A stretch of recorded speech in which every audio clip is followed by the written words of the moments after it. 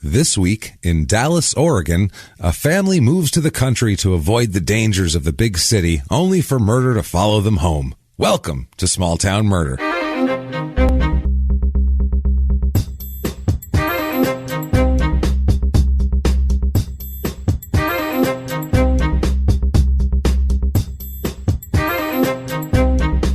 Hello, everybody, and welcome back to Small Town Murder. Yay! Oh, yay indeed, Jimmy. Yay indeed. My name is James Pietragallo. I'm here with my co-host. I am Jimmie Whisman. Thank you, folks, so much for joining us. We're excited this week. We're pumped. We're jacked. We don't have a live show to go to this week, so that's exciting. Thank you to everyone who came out to Seattle last week at the Neptune. What a great show that was. The crowd was awesome. You guys were so cool. Really awesome venue, the Neptune. We had a great time, so that was a lot of fun. So thank you, Seattle.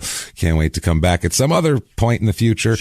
Speaking of that, if you want to see us live, one show on the books right now. We're booking out the rest of the year, but right now, February 21st, West Palm Beach, Florida, at the West Palm Improv there. Get your tickets now at shutupandgivememurder.com, because that's going to be fun. It's a great club, too. Beautiful down there. So come check us out down there. Do all of that. Thank you to everybody who gave us reviews for this week. If you haven't yet, you can go on the purple icon there on your phone. If you're an Apple user, the iTunes or Apple Podcasts, whatever you want to call it. Doesn't matter. Give us 5 stars. It doesn't matter what you say. It's not for our ego. Never. It's not to make us feel good, just to drive us up the charts.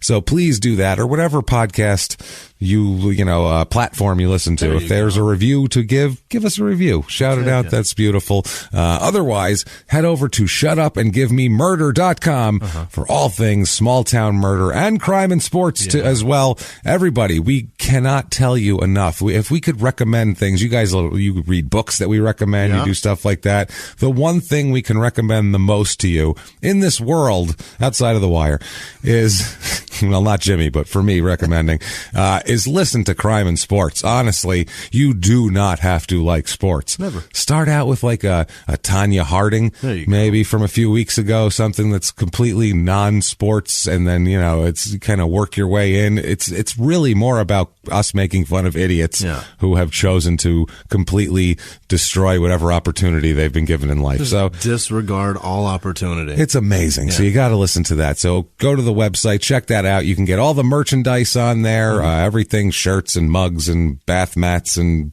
whatever you want. It's on there. The leggings are here, everybody. Yay! Go get your leggings on there. Go on and get your leggings. So go get your leggings. Get all that stuff on there. All the good stuff. And also you can do other things on there. Like you can follow links where you could donate. You can go to patreon.com/crimeinsports and you can donate there, or you can go to PayPal and use our email address, which is crimeinsports@gmail.com. And you can make a one-time donation there. And I will tell you, we have Patreon rewards coming out of our asses very soon here. We do bonus thing for like a Stitcher thing, and we're going to do a completely different bonus thing for Patreon also as well. And we have tons of shit to mail out. Tons and tons of stuff to mail out. Jimmy's going to go to the post office looking like Santa Claus. Oh, boy. And mail out all of this stuff. So thank you for doing that. And those things are on the way. Speaking of Patreon, those bastards have us under not safe for work. And that's why we're not searchable. I've been trying to figure it out for a year. So that's why you have to go to Patreon. You can't just go to Patreon and search for us, unfortunately, because they've deemed us as bad people that normal people shouldn't be able to search for as adults. So you have to go directly to that. So ridiculous, but what an insult! It's an insult, but that's fine. What a big fuck you! It is. We take a lot of that. You know what I mean? It's fine. And you know what we do with that? We take it and we do a disclaimer. We do. This is a comedy podcast, everybody. We're going to talk about murder. There's going to be murder, but we're comedians. We're going to make jokes. That's the thing. All the information's real. There's no lying. We don't make things up for the purpose of jokes or anything like that. But we are going to make jokes at the expense of people who deserve it. What we do is we try not to make jokes at the expense of the victim or the victim's family because, we're assholes, but we're not scumbags. That's how it works here. So if that sounds good to you, sounds good to me. Beautiful. You're going to have a great time, and we're going to have a blast in the next couple hours, minus a drop of murder here and there. And if not, you think true crime and comedy should never go together? This isn't going to work out. No. Thanks for trying. You've been sweet. You thank us. We thank you. We shake hands and we part ways and have a good one. But for everybody else out there, all the people who want to have a good time, I think you should shout out from the treadmill, from the window of your car, from your cubicle, unless you work at a conservative office. Don't get written up like that one guy. Johnny, who had 3 write-ups for yelling, give me murder at work on consecutive Thursdays. Timed everything. So maybe if you work in a conservative office, go into the bathroom and say it quietly, and make sure no one else is in there, because that's really creepy if you say it quietly in a bathroom stall. Shout, shut up, and give me murder. Let's do it. Let's go on a trip, Jimmy. Terrific. What do you say? Last week we were in Iowa. It's fucking Iowa, Ohio, Illinois. Never mind. So we were in Iowa last week. We're going to make a run out to the West Coast here. We're going to visit a state we've been to a couple times before. Yeah. We're going to go to Oregon. Oh. Because there is weird shit in Oregon. It is. Let me tell you, Oregon, Vermont. Yeah. Wherever there's an abundance of trees, weird things happen. It's awesome. And we love Oregon, too. It's a great state. We've been there twice in the last year and had a great time both times. I love the people. The weed is legal. It's a wonderful place. It's a fabulous place in Oregon. But we are going to Dallas, Oregon. No, we're not. It's Dallas, Oregon. It's a place called Dallas, Oregon. You dicks. That's right. They did that. Did they exist before Dallas, Texas? What do you think? We're not going to discuss that in the town here? I don't. Calm down, Jimmy. History, hey, not my strong suit. Hey, relax. We're going to get there. Dallas, Oregon. It's in, really? I had you for a full-on historian over here. I don't know if we purchased Texas or if we purchased that area first. Okay, well, we'll talk about it. Or stole. Well, that's the thing. We just take. Yeah. It's in Northwest Oregon. It's nearing that little panhandle. It's getting close. It's on the road to the panhandle here, and this behavior is pure panhandle this week. This is a panhandle-y episode, boy. There's people who are upstanding as can be, and they're as panhandle as it gets on the other side. It's insane. Marvelous. This place is about 25 minutes outside of Salem. It's like almost in the suburbs of Salem, I guess you could call it. It's just outside of there. It's about an hour and 10 to Portland, about 4 hours and 20 minutes to Cave Junction, which was episode 89, which was the last time we were in Oregon, and it was a good one. I'm telling you, these Oregon cases never disappoint. It was Oregon also the one where the boy was tossed over the bridge? I believe it was, yes. So too. Yeah, the one where we can't pronounce the name of the place. All three of them is fucking crazy. This is even crazy. I hope. This tops this is the cherry on the Oregon sundae right here. I'll tell you that right now. It's in Polk County, zip code 97338, area code 503 and 971. All right. Throw that in there just in case for you goddamn slackers on the side need to have a different zip code or area code. It's 4.81 square miles, so in the middle, not really a big or a small town. Motto here, hard to find a motto, but what I have seen is on the website, around it says, I assume this is their motto, because it's got a wine bottle there. Oh, boy. And it's, because I guess they grow a lot of wine here. They do. It says, they grow grapes. Grapes. Well, yeah, they don't grow. Hey, look at that. It's a nice bottle. It's a great label this year that's coming out of the ground. It's beautiful. The artwork on this is fantastic. Quote, Uncork Polk County. Oh, boy. Yeah. Or there's an alternate one. Yeah. Because this was one where they thought about it and they said, well, let's try Uncork Polk County first, and then we'll go to this if that doesn't work. Quote, it's probably raining, so let's get shit-faced. I mean, I'd say good, but some people that might be a little aggressive. This is wine weather. It's wine weather, and then we have wine for that matter. And now, history of this place. Now, of course, the only people really living along here, it's along the banks of the LaCreole or LaCreole. It's spelled like Creole. Really? LaCreole River. That's where this place is, along the banks of. La is in L.A. or L.E.? L.A. Okay. Like French, like La Creole. Creole. Like Creole. Okay. down in fucking Louisiana. Creole country, goddammit. Louisiana. So before the 1840s, it was just Native Americans there and a few French-Canadian fur trappers. So just chasing those beaver pelts. Native Americans and going, where's the beaver? I cannot find it. Where did it go? I don't know. The fucking beaver. Say, asshole beaver. Fuck it. I do not hunt them anymore. I don't care. I just smoke in the woods from now on. That is it. So those guys here, that's where they apparently got the name of the river, through the French-Canadian aspect of it. That's why it's the La Creole. Wagon trains, though, first arrived in 1843 with white people pouring out of them with fucking axes and let's dig some shit out of the ground and do some stuff here. These were pioneers. They settled right on the riverbanks at first, as they always do, as everybody always does. Now, Dallas was settled in the 1840s on the north side of a creek. It's originally named Cynthiana. Like the name Cynthia, but Cynthiana.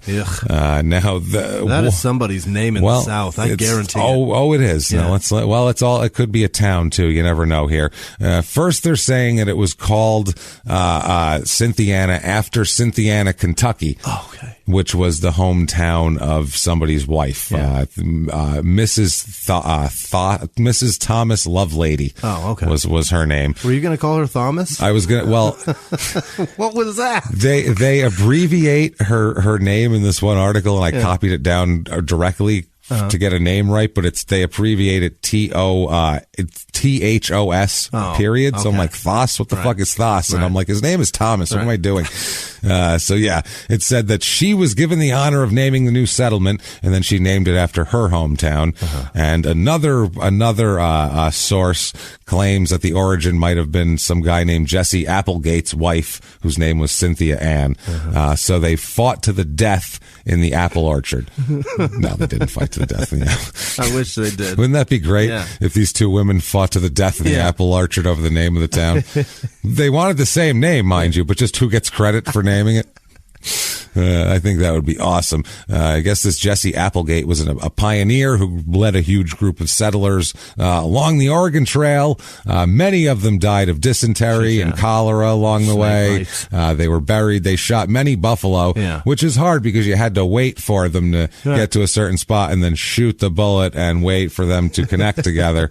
And hope that you led him perfectly. And it's a tough life on the Oregon Trail. I know. I've spent much time on the Oregon Trail as a kid. I was forced to. Oh, yeah. And computer lab that we used to have when we were little kids. And you'd have the fucking DOS disc that started up and then you get Oregon Trail at the end. Either that or Carmen Sandiego. Those were your options.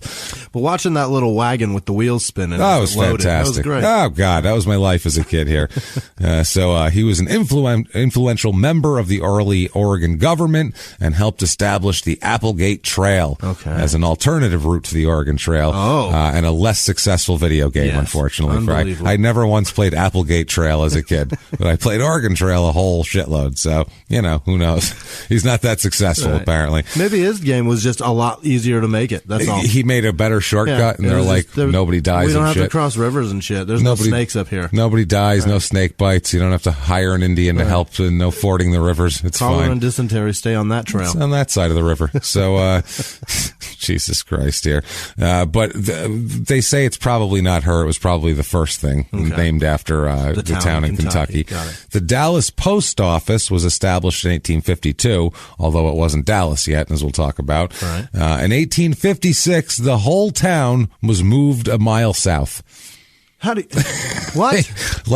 A mile? They picked it up and moved it more than a mile south because they had an inadequate water supply. That seems like an awful lot of work. That seems like a lot. They were there 15 years and they were like, there's just not enough goddamn water. You know where there's way more water? About a mile that way. Well, just pick all our shit up and move. Well, why don't you dig a trench and a pump? They just moved it. And get the water to you. Nope, they just moved the whole thing. We'll just move all of us. Never mind moving the water. Just get all our stuff and move it. That's an awful lot of fucking work. I just pictured like Blazing Saddles, like they're making an alternate town that people are. It's a facade town. What the hell? When they get to this town, they're gonna be like, "Where'd the town go?" It's just a facade. They've taken everything behind it to the new place. People are wood too. Yeah, what the hell? Pushing people over and shit.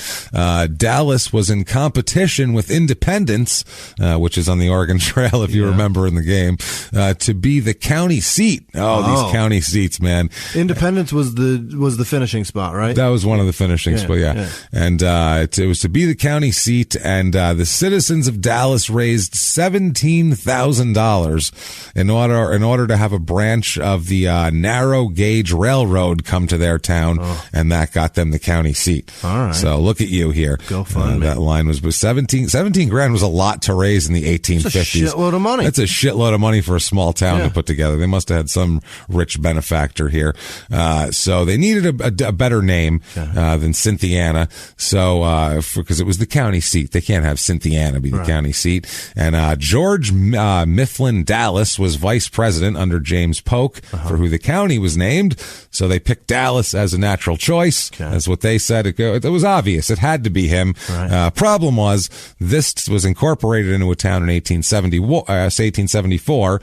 And then finally turned into a city in 1901, and Dallas, Texas was incorporated in 1856. Okay. So they beat you to your fantastic idea, assholes. So you should have called it Mifflin. Exactly. Mifflin, Oregon. It wasn't that, or they could have just made it Polk, and you could have had Polk in Polk County. There you go. There you go. Why not? You could do that. That's exhausting. It's very exhausting. But, I mean, I don't think Dallas was that big of a city yet, but they still beat you to it. You had to have known of its existence. Yeah. You'd think you'd check.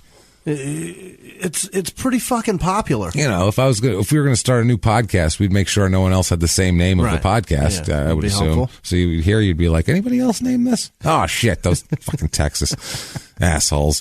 Now, 1903. The first train runs from Dallas to Falls City. This is a big deal. Yeah. And they get passenger trains on regularly scheduled trips all the time. Okay. It's a 40-minute trip to Falls City from Dallas, and a one-way trip costs 35 cents. Oh, which is a deal. Yeah, but the 1903, that's not cheap. 35 cents? 35 cents is a lot of money in 1903. $35 back then? I don't know exactly, Probably but it's expensive. Yeah. It's not your average person that's to go, like, you know, if you were going to go there twice in a day, 70 cents a day in travel would be prohibitive. If you're working up there too, that's not conducive to a living environment. Yeah, supporting a family. This seems like you'd go on like a Sunday to like see the out. I guess I don't know because it seems like expensive. Yeah, Willamette Industries was founded in 1906, and that at the time the company name was the Willamette Valley Lumber Company. Yeah, a lot of lumber in this area, all sorts of lumber. In 1967. The Willamette Valley Lumber and a bunch of other companies made the Willamette Industries. And Willamette Industries was acquired by, what is it, Weyerhaeuser? What the hell do you say that? Sounds good. Weyerhaeuser, W-E-Y-E-R. Hauser. Weyerhaeuser. Yeah, Weyerhaeuser. Yeah, that's Weyerhaeuser. Okay. Well, they took over this in a hostile takeover. Really? Yeah, they took over Willamette Industries, who has been around since 1906 in this area as an employer. What's a hostile takeover of a business? Is that like guns and shit, or is that they come in on horseback. That's the thing. Yeah. That it's only legal on horseback. That's the thing. If your company officers have to ride up in their suits and ties and everything with their secretaries behind them on horseback, and they have to hostily there's a sword ceremony. The other CEO has to give over his sword in a gesture of the dominance to the other side. White flag wave. Put a white flag on the end of your sword and that's hand how it works. Over. Yeah, on the end of your typewriter back then, or whatever they fucking had. Jesus Christ. Yeah, that's you know what a hostile takeover? No, it's a stock thing. Oh, is that it's a stock thing? Yeah, you take over their shit. You buy a bunch of their stock to have a controlling interest in the company. Oh, that's fucked up. Yeah, because whoever controls these companies, they don't have a controlling interest. Right. They'll just have like 20% of the stock, which is more than anybody else does. So people will go around and acquire more than 20% from other people, then you control the company. Wow. So that's how it works. Yeah. How's about that? Oh boy. Yeah. That is warfare. That is warfare. That is white collar, white man that's right. warfare. Legal on a horse. Yeah. That's one thing. You show up with all all your paper at the stocks. end of your sword. Yeah. And then I own them all, motherfucker. If you fall off the horse, it's all off. Yeah. You lose. It's all off. Don't stutter. It's old Weyerhaeuser here took it over in a hostile takeover. It's one of the world's largest private owners of timberlands, this company, so that's why they took it over. Not the boots. Not the boots, no. That would be a lot. That would be a shitload of boots. We just just own warehouses of boots. You know what? We like the boots, and we said, we think these boots are going to be something for a long time. We bought warehouses full of them. We own them all. That's why we named our company that. Right. So they owned or controlled nearly 12.4 million acres of timberlands in the U.S., which is fucking insane here. In 2009, their mill there formally closed down its Dallas operation. So they took over the other place in 2002, and then in 7 years, shut that place down that's been open for over 100 years, providing jobs for the area. So, nice. Thanks, corporate takeover assholes. That is shitty. That is shitty. I have a resident review here, and it is scathing and hilarious. Really? This person has very specific beefs. These are my favorite resident reviews, when it's not just like, I don't know, it's kind of, I don't really like the people here. Right. When it's specific and you can tell that he's mad at this person is mad at like two people in town and is going to fucking just fire from the hip. Resident review, quote, I have never had such hateful, terrible people for neighbors like those at Ceres Glen. I guess this is a apartment complex or something, or houses here, because the quote, the HOA here acts like a Supreme Court with a bunch of old geezers and hags who harass and egg on the abuse. It's like living in behind the Iron Curtain. Oh my! Holy Lord. Wow, that's a real. Is that Russia? That's the communist, the whole communist regime, Soviet bloc. There, they come onto your property and pull out your plants.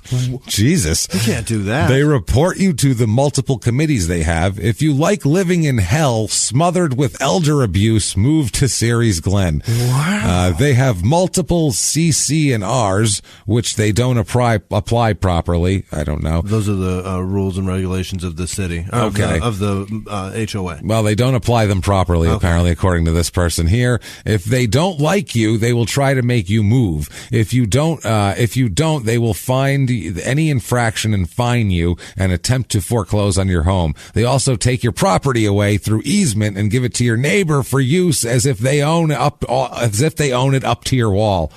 Good Lord. It's a zero lot line situation. Oh, this person's very specific.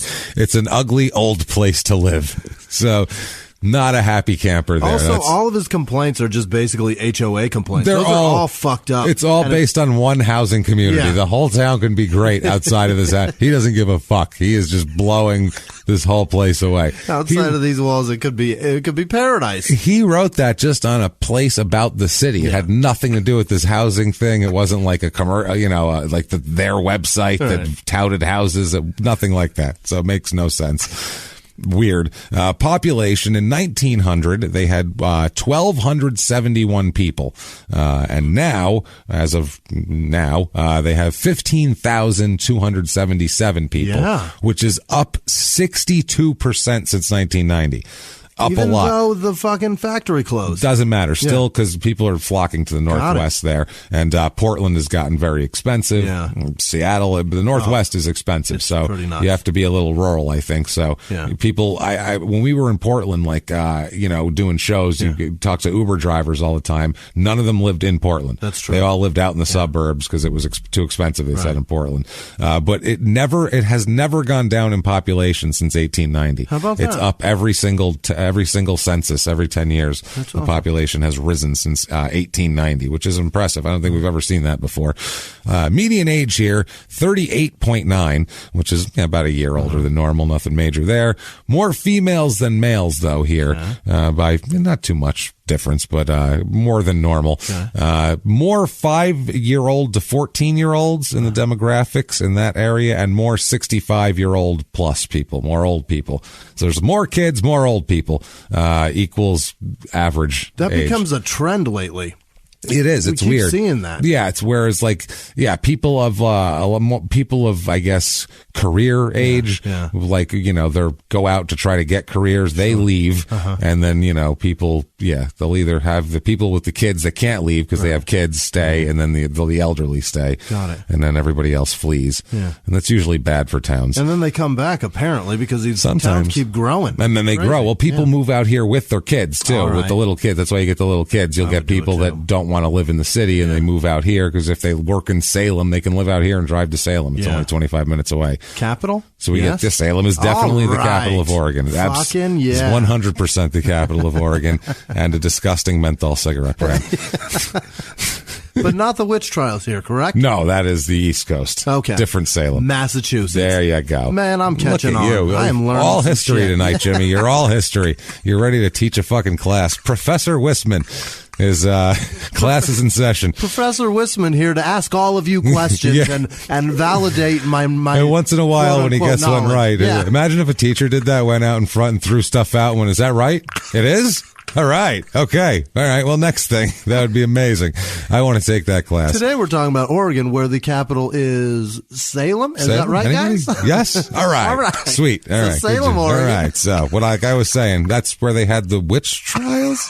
No, Massachusetts. Okay. Never mind. Okay, good. Historian Jimmie Whisman. Jimmie Whisman's hardcore history we're going to have. Fuck Dan Carlin, step aside. Yes. Jimmie Whisman coming through. You may move, sir. Yes, sir. Married population here is almost 56%, which is higher than normal because we have, like I said, this is families with little kids move out here. Got it. And elderly people who still live here. The never married population's low. Single with no children is low. So it's not the party place. It's a family kind of place. Race of this town, pretty white. Yeah. As we're, a rural Oregon town, you don't expect to be just, 75% black usually. It's 91.5% black. So white, I'm sorry. Oh, okay. So I was joking before. You were like, wow, weird. What are you doing to me right white. now? It is 0.16% black. So not a lot. 0.0. No, 0.16% black, so which is a tenth of a percent. A tenth of a percentage. That's crazy. 0.76% Asian. Yeah. So not even 1% Asian in the Pacific Northwest, which is impressive. Yeah. It's not impressive like it's good, but it's rare. Impressive to get it that low. Well, but again, we said that wrong again. Jesus Christ. Not impressive in terms of that. You know what the fuck we're talking about. It's just weird. It's an aberration statistically. I tried to fix it and made it way worse. Way worse. Way worse. About 4% Hispanic here. So it's white. It's a rural Oregon town. It's white. Religion here. Now this I like here. Only 24% religious here. It's usually 50-50. So way low here. It's wild here. Yeah. And there's not a real dominant. Most people are, other Christian is a big one, and also the Mormons are here too. Are they? Yeah, that makes sense. LDS are up there, Idaho also. And all that shit up there. Yeah, they've snuck in as they're tied with the other Christians. 0.0% Jewish, none, and 0.0% Islam. Okay, so over 15,000 people. They have no Jewish people here. One. I don't know. Well, not enough to register statistically. Yeah. So I mean, they might have a couple, but they're not talking. Right. They're fucking hiding out or something. I don't know. They're not being counted. Put it that way. Are you Jewish, sir? Who's asking? Who's asking? Who are you? No, I'm not. Are you with the county? No, I'm not. I'm not at all. Here, this is the most independent voting we've ever seen here. Last election, 40%, almost 41% voted Democrat, 47% voted Republican, and 12.2% vote independent. That's which Oregon. Is wow. Is that a lot? That's more than enter. And that's these people, as we'll talk about, like our people here. They're moving here to be different and to get away. Right. Unemployment rate here is about the same as usual. It's a little under 6%. Nothing too crazy. Median household income in the country, it's about $54,000. Here it is about $50,000. Okay. So it's a little bit low. All the $75,000 a year and under, that's all high. More people than normal. Yeah. And all the $100,000 a year plus income levels are all lower than normal. So it's not that affluent affluent here. Okay. A lot of the jobs, there's some manufacturing jobs, some construction jobs because people keep moving here. So that's a big thing. Retail trades, kind of a big deal here. Not a lot of white collar jobs here, not a ton. Public administration, for whatever that is, there's a lot of that. Government stuff. I assume old people, there's more health care than normal because there's elderly. Would you call this upper middle class? Not really, no. Just middle class? This is a middle class type area. This is like where the Goonies live without the ocean. Okay. This is how I feel like without the water. I guess I consider upper middle class to be around $70,000, but I suppose, but nowadays, not now. Yeah. Now that's not really that. It depends on where you live. Yeah. You know, if you live in some of these towns we've covered where the median home cost is $42,000, you live like a king there. But if you live in some of these places, like we'll talk about here, the cost of living, 100 being regular average par. Here, cost of living is 114 overall. Housing is 148, and the median home cost here is $278,000. So it's a little pricey here. Most of the houses are between $150,000 and $300,000, about 60% of the houses. And if we've convinced you to move to Dallas, not Texas, but Oregon, we have for you the Dallas, Oregon Real Estate Report.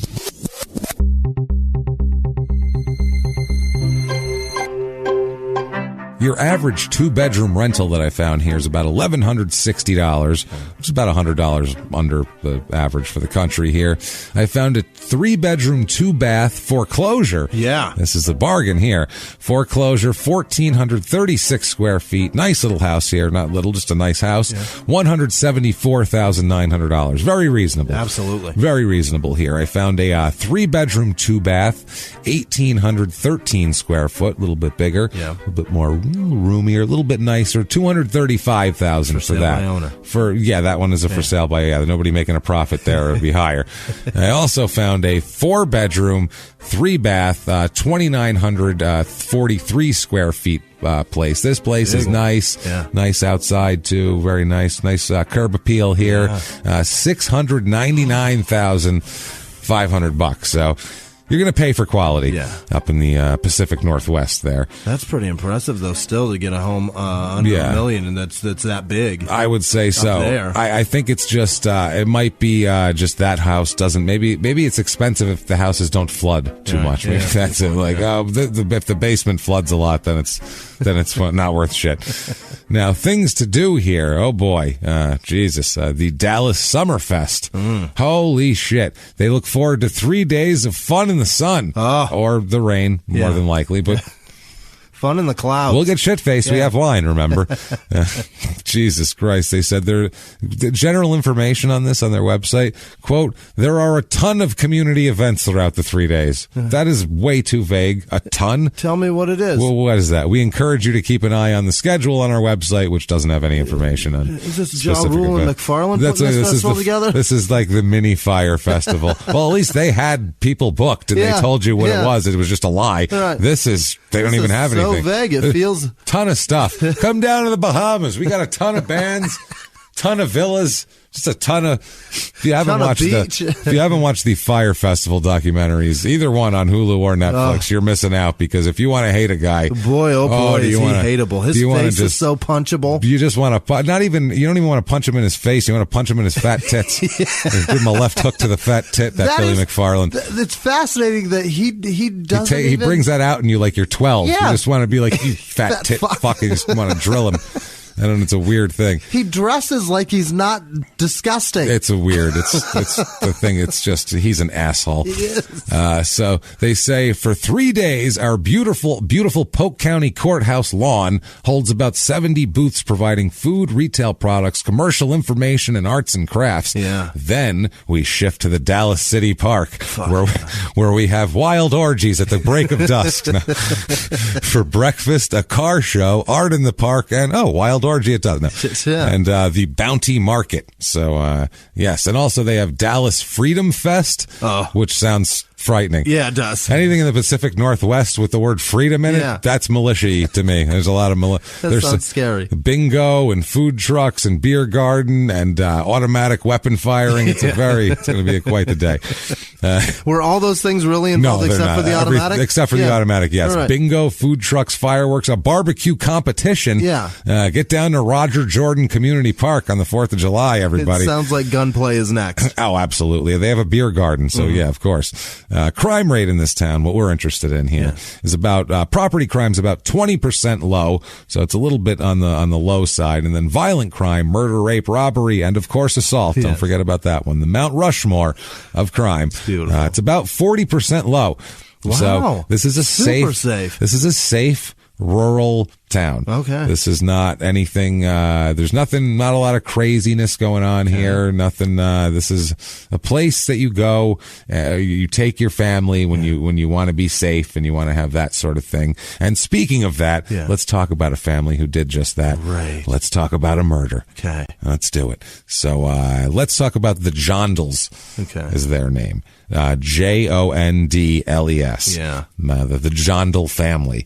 Okay. We have David Jondal, who is the father here. He goes by Scott. His middle name is Scott, and he goes by Scott. That's what everyone calls him. That's not short for David. That is not short for David. Name's David. I go by Scott. All right. That makes sense. Though. Sounds great. You're a lunatic. Those don't make any sense, but nice to meet you, Scott. We're going to hang out until I find out how crazy you really are. Yeah, because Scott, no. It's like, does somebody confuse you for Scott when you were 7 and it's stuck or what? But so his middle name is Scott? Middle name Scott. He goes by Scott. And his wife, Marilyn Jondal, they have a very nice family. Yeah. They are a military family. Fuck yeah. They move around a ton, obviously, because that's what a lot of military families do. They're moved around a lot. David here, or Scott, as he likes to be called, Scott was an Air Force captain. Yeah. So he's in the military for a while. He's a career guy. They move all around. And then once he gets out of the Air Force, he ends up becoming an engineer programmer at Lockheed Martin. Oh. In Silicon Valley out there somewhere. So, I mean, this guy, he's a smart dude. You know, he's an Air Force officer who becomes, has like a high level job at Lockheed Martin. He makes a really good living. Fuck yeah, he does. And, he does well for himself, put it that way. So he's a real, the best way, everybody describes him as just the most upstanding, stereotypical, like military guy that just very posture and everything's very honest and everything, everybody likes him. There's no one ever says a bad word about old David Scott here. Military turned him good, yeah. And I always like Air Force guys. I gotta say, every Air Force guy I know I tend to like for some reason. They always have a good sense of humor.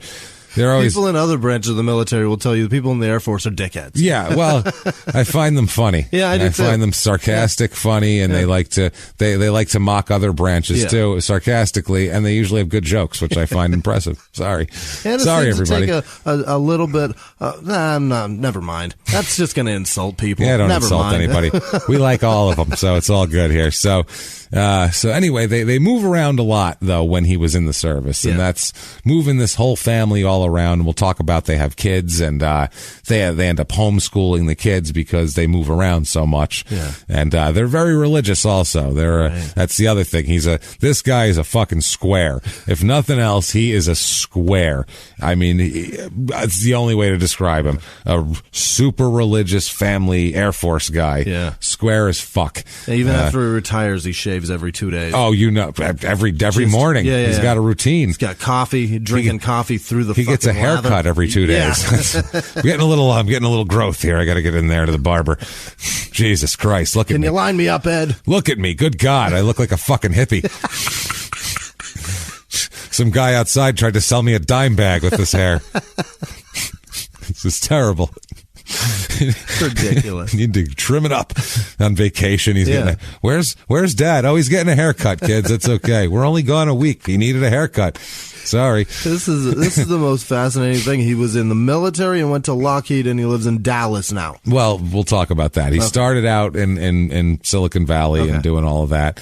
And then I know somebody that was in the Air Force, works at Lockheed, and lives in Dallas, fucking Texas, though. Yeah, he lives in the real Dallas, not this Dallas, not this crazy fucking facade of Dallas that they moved a mile and a half down the road. Now it just makes me think of Blazing Saddles, because I picture they moved the city of Dallas, Texas, a mile and a half down the road and pretended it was there. Just for water. Yeah, that's it. And Gene Wilder helped, and it was great. So Gene Wilder, all the black guys, and they won. Both of them. And they win in the end. Yeah. Well, no, there was a lot in Blazing Saddles. Yeah, there was. They went and got the whole crew. That's right. Yeah. Cleavon Little woke them up. Yeah, well, I guess Dallas does have a pretty high population. Texas? Of black people. Yeah. Shit, yeah, it does. Yeah. Dallas is a colorful town. Yeah, it is. I was just being fucking coloring it all super white. No, this Dallas super white. The other Dallas, little everything over there. Bag. There's a lot of people. Yeah, shit, we were in Dallas. It's everybody there. That city is growing like fucking crazy. I like Dallas. I thought Dallas was pretty cool. Like, the people were awesome. That was a great crowd. That's how we judge cities, by the way. We judge cities. Our people? We judge cities on food and if the crowd was good. That's it. Like, they're a fun crowd and they have good food. Yeah. That's a great city. We could go to fucking Manila in the middle of like one of Duterte's fucking crackdowns, and we'd be like, if it was a good crowd, we'd be like, it was great. Food was plentiful. We got a good pizza. It wasn't bad. I didn't even shit. And didn't make us sick, and the crowd was fantastic. So we had a blast. I don't know. Seattle could have taken a dive real fast if there wasn't that dispensary right next to the Subway. Walk into a Subway, because that's how we roll. That's what you do. When you're a podcaster on the road, you got a live show and hundreds of people coming to see you, and that's how we roll. Is we're like, we got Subway. We're not. We trust that shit. Yeah. Well, not only that, we're like, we could both eat for under $20. This is great. This is fantastic, because we're cheap and we're trying to tip. We're trying to not tip anybody. No, we're trying to not lose money going on the road. Exactly. So we get to Subway, and then there's a goddamn dispensary right next door. And I said, I like Seattle. Yeah. This is good stuff. I can't find it. You're looking at your phone. There's no dispensary within 5 fucking miles. And then we get to Subway and you go, Jimmie, that's weed. I go, that's weed. That says 21 plus right there. Recreational. Look at this. The joint, that's weed. Look at this. I'll be back in a moment. We're going in there real quick. Yes, we are. So they moved around, like I said. They end up moving to Polk County, moving to it's just outside of the Dallas proper here, because it's a farm. So it's a lot of times they're not in the town proper, because they're it's a farm, for Christ's sake. There's not enough room for farms in a fucking town, in a 4 square mile town. So after all this time working as a software engineer, him and Marilyn, they say they're tired of the corporate life, and they go to Polk County outside of Dallas to pursue organic farming. Oh, you know what that means. So, no, actually not. They're actually going to grow tomatoes? And animals, and they're going to grow. They're going to have a farm. They're inspired by a book, Joel Salatin's book, You Can Farm. Apparently, there's another one too. I can't remember it here, and I forgot to write it down. Doesn't matter. Omnivore or something. I don't know. I can't remember the name of it, but that was another book that they were very into. The author's root word of their last name is salad. Salatin, not salad. Okay. That would be amazing. Joel Salad's book, You Can Farm. Carrot Salad's book. So You Can Farm. So based on this book, they decide to buy a 210-acre farm. My word. 210-acre sustainable farm. That's the whole thing. They're all into sustainable food, and it's a very organic, very grass-fed or whatever the fuck. I don't know. How did they turn a military man into this? A military, they love it. And at one point, I guess they contacted the author of that book to get tips and shit like that. Jesus. They call their farm the Abundant Life Farm. That's the name of their farm. They created a sustainable agriculture model rooted in free-range grass-grazing animals. They raised cattle, pigs, sheep, ducks, and chickens. The family family worked the farm as a team, and Marilyn homeschooled their sons. What is this, 1842? Yes, this is Little House on the fucking northwestern prairie. This is the weird, that's what I mean. This is Little House on the swamp. They go from like moving around Air Force to living like, Northern California, like, tech in the, tech and all that shit. And then they move to the extreme here. Wow. The complete extreme. Their sons are Wayne, Luke, and Andrew. Okay. Those are their three sons. Scott says, because they made a video, because this happened, this is, 2000, they moved here. Yeah. So, in the 2000s, they make like videos and put them on YouTube, promoting their farm and shit like that. And like local people that are into that whole movement and the sustainability interview them and talk to them, and they talk about how great their fucking chickens are or whatever. Yeah. Scott Jondal says in this video, quote, I was working in a cubicle. I was ready for a change. And then Marilyn says, quote, we were looking for something to do that we could involve the family. Oh, this'll do it. Oh, yeah. There's tons of fucking work. Everybody up at 5. Yeah. That'll do it. Yeah. So, Scott said, quote, he's talking about Lockheed Martin. I would look out the window at work and say, boy, I'd love to be outside, especially on a nice summer day. Careful what you wish for. You're going to be outside a lot with a farm. So he says, we leased our house, put all our stuff in storage, and lived in a tent trailer, all 5 of us, for 6 months. We wanted to make sure this was something we wanted to do. Holy shit. So rather than sell everything, that's actually smart. Yeah. That's actually like a dude who has his shit together. He wasn't like, we're selling everything, we're getting a fucking farm, and if it doesn't work, we're going to die out there, goddammit. I'll kill us all. That's not what he said. That was smart. Lease the house, put shit in storage. Yeah. We'll give it a try. If it doesn't work, we can always come back, and I'll go back to Lockheed. We could always go back. Who knows if he took like a leave of absence or something at first. You don't know how. It's still fucking brave to following any sort of dream is taking a huge chance, and this is a big fucking deal. I would say with a wife and 3 kids, like, a couple with 3 kids, that's a wow, that's a risky that they won't move. eat. What if the fucking crops don't come in, sir? Hey, what if you're not good at this? Right. Farming, not everybody's a farmer. You know what I mean? What if you're just bad at this? That's a fucking hell of a point. What if you're just not good at this? What if all your animals don't come out right? You fuck them all up. I don't know. You don't feed them right. I don't know what you can do to fuck up an animal. What if you can't get your animals to fuck at all? What if you can't? That's what I mean. What if you're not good at raising them? What if they taste like shit? Nobody wants them. You fed them the wrong. I don't know how long it takes to get in the groove of this. So this is bananas. It's a ballsy move. It is. And there's a lot of people out there who would probably like this too.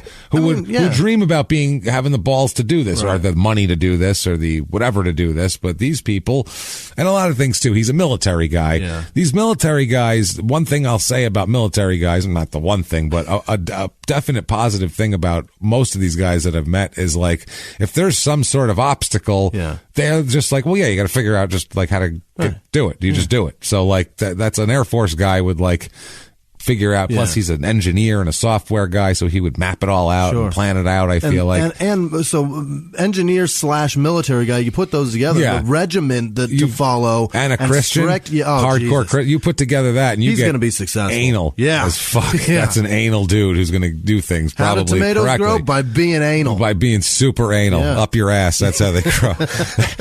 Out of my fucking tight sphincter. That's how they grow. These are tight sphincter tomatoes. You're going to love them. When they come out of your sphincter and it's tight enough, that's when they really burst with goodness and flavor. That's upside down basket on TV. That's not how it's done. The fuck. Only if it's out of your ass, then you got an upside down basket. So, Jesus Christ. So that's funny. Ass tomatoes. We've gotten there that quickly in the story. That's not far at all. So he says now, once they move, he's excited because he says, quote, now I just have to step out of my front door and go to work, and it's great. As a family, we're certainly glad we made the change. So they're excited, and then you see the kids in the background working, and, everybody's there, and it just looks like this wonderful. There's like they have these pigs, and the one video they're just hanging out with the pigs and petting them, and they're so delicious, and everybody's smiling. It's this weird idyllic, like you said, like it feels like it's on YouTube. but we're somehow YouTubing the 1840s. It's a very strange deal here. It's somehow Little House on the Prairie was doing like a reality show. Did he let his hair grow for this shit too? Not much. Okay. Not much. No, he didn't have it like down to his shoulders. No. He's got a big ponytail now. He's just like, bro, I had it with the grind, bro, and I just decided I'm moving to the country, man. I'm just gonna grow pigs. And not weed at all. I don't grow weed at all, or mushrooms. I don't like mushrooms. Super organic, but I do not mess with the earthly things that grow easily. No, I just hang out on the farm because it's real moist here and stuff. So you can, just hang out on the farm. It's cool, man. It's all right. A straight edge hippie. Straight edge hippie, brother. You know how it goes. Praise the Lord, brah. And he does like a little little hang loose surfer move, and you're like, the fuck? Doesn't make any sense. Praise Jesus, God bless, brah. Yeah. God bless, brah. Toke up. Yeah. That's bizarre. So their neighbor here who runs a farm, another guy that's been friends with them for years while they're farming, says that he talks about how strong their faith is. They're very much into religion. Okay. That is all they're into is farming and religion. Got it. Pigs and Jesus. Yeah. That's it. No time for anything but pigs and Jesus. We got hogs and we got Jesus. That's very Koresh, right? Minus guns. It's It's been there's a lot of smiling here going on. These are some happy folk out here praising God and singing hymns. It's a bunch of like Jimmy Carters running around, just big smiles and happy on farms. So another thing too, another reason why they moved here, not just for that, they were concerned, even though their kids are homeschooled. Right. So, I mean, they have control over these kids. They don't leave the house for school. So you have a lot of control over what comes into them or what input they have. Sure. You have a lot of control over whatever's going into their input. And they still did not like the life in Silicon Valley, and they were afraid that the kids were going to be corrupted. Yeah. And they said that they were concerned about raising the kids in a, quote, corrupting place like California. Okay. And they needed to get out somewhere where they would be safe and not be, drawn into drugs and gangs and things, because homeschooled Christian kids with Air Force dads are always in gangs. Yeah. It's an epidemic. It's the first guy you recruit. They don't even go to school, but they go out to get the mail. They come back, they're in a gang. Yeah. You're like, will you get the mail, sweetie? And he's like, okay. And he comes back with colors on and tats, and you're like, what happened? He's like, fuck you, mom. And he kicks her in the chest, and you're like, what happened, dude? Of grill that says, fuck you, mom. Yeah, fuck you, mom.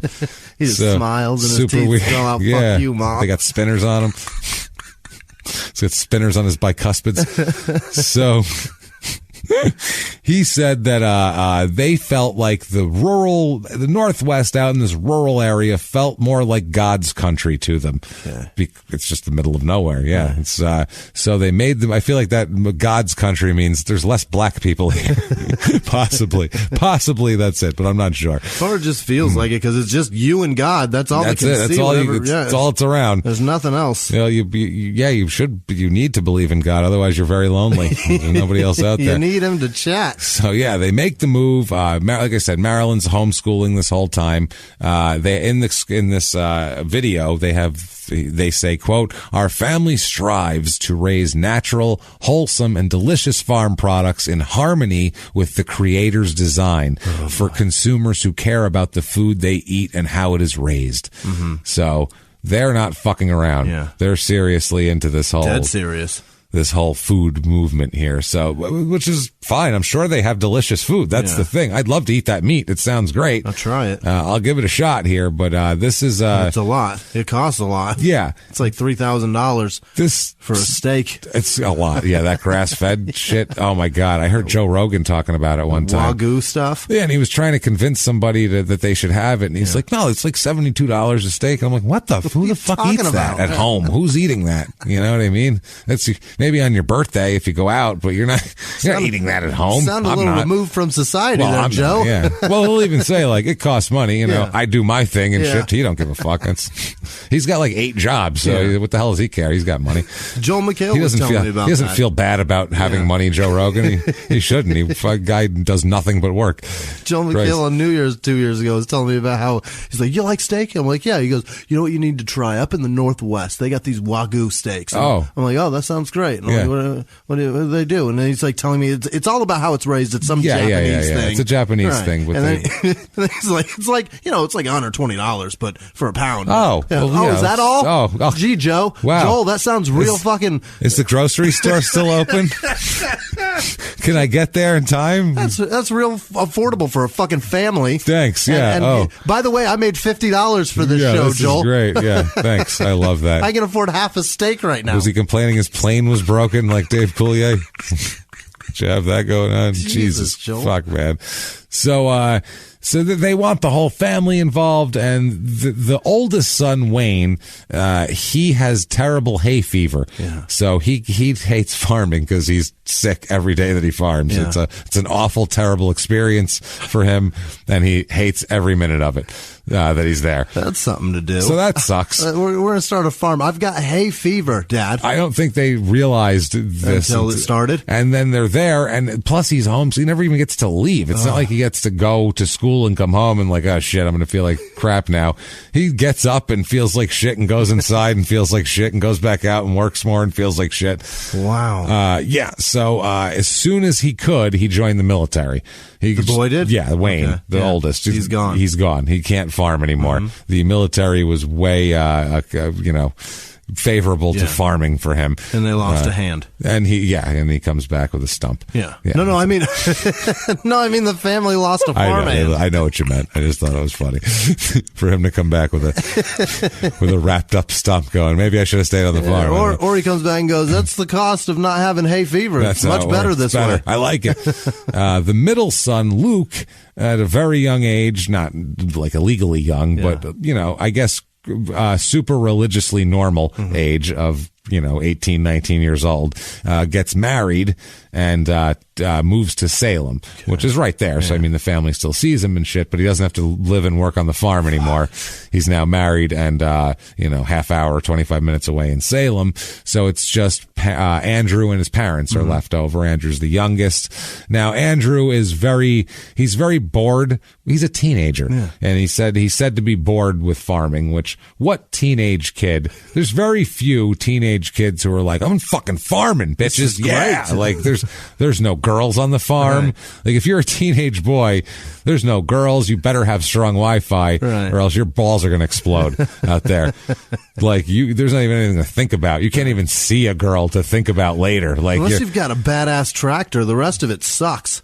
Yeah, that could be fun if you have like cool equipment to ride around on and shit. But that would be cool until you're like 14. Right. And then you're like, I don't know what I know what I liked when I was 14. I don't know if that's what most kids like, but I'm sure most kids like interested in girls and girls and sports, weed and sports and things of that nature. I'm sure he's doing the same. No, that's the thing. No, he's just hanging out on the farm. He's homeschooled during the day and he farms the rest of the time. Through it like that? That's all he does. Wow. And his brothers are gone too, so it's just him and his parents. Yeesh. So imagine that though. He's tugging like crazy. All your deal. It's just Bible, farming. You don't even have your brothers to like fuck around with, and whatever.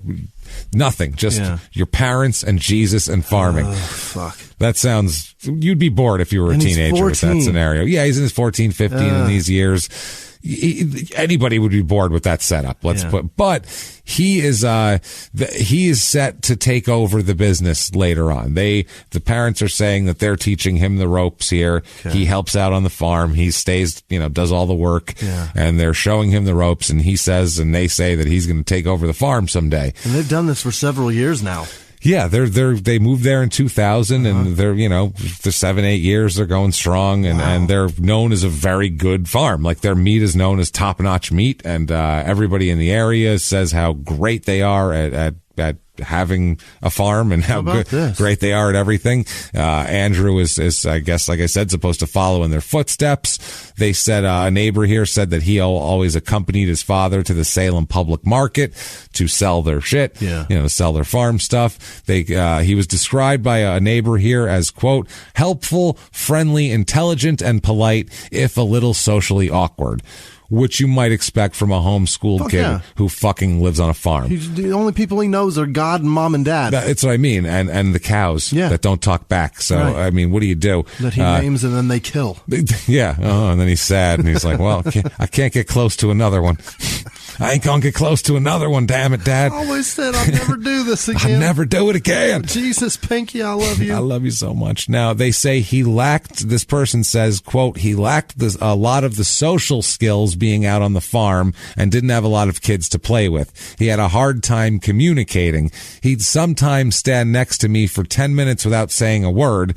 I'd go, what's the matter? And he'd go, I just don't know what to say. So that's to the point where he didn't know how to speak to another human being that was standing next to him for 10 minutes because he doesn't know what to say.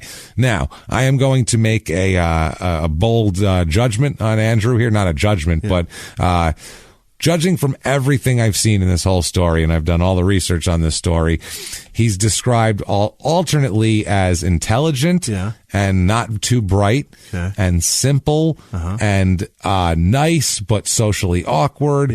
I'm pretty sure he's autistic. Like, very sure. Like, it's exactly how you describe, like, my son and like, I'm pretty sure he's autistic. Like, very bright, but if you get him at the wrong time, you might not think that because they're focused on something else. And so it's and a lot of people judge intelligence on social interaction, which is not a matter. That's nothing to do with intelligence whatsoever. How good you are socially. That's not a good barometer. No, I know a lot of people who are really good with talking to people and are dumb as shit. So it's just that's a good point. You know, it's both ways too. It goes both ways. Yeah, I know people that just don't want to talk to people and they're fucking brilliant. I've seen it all the time, so it happens.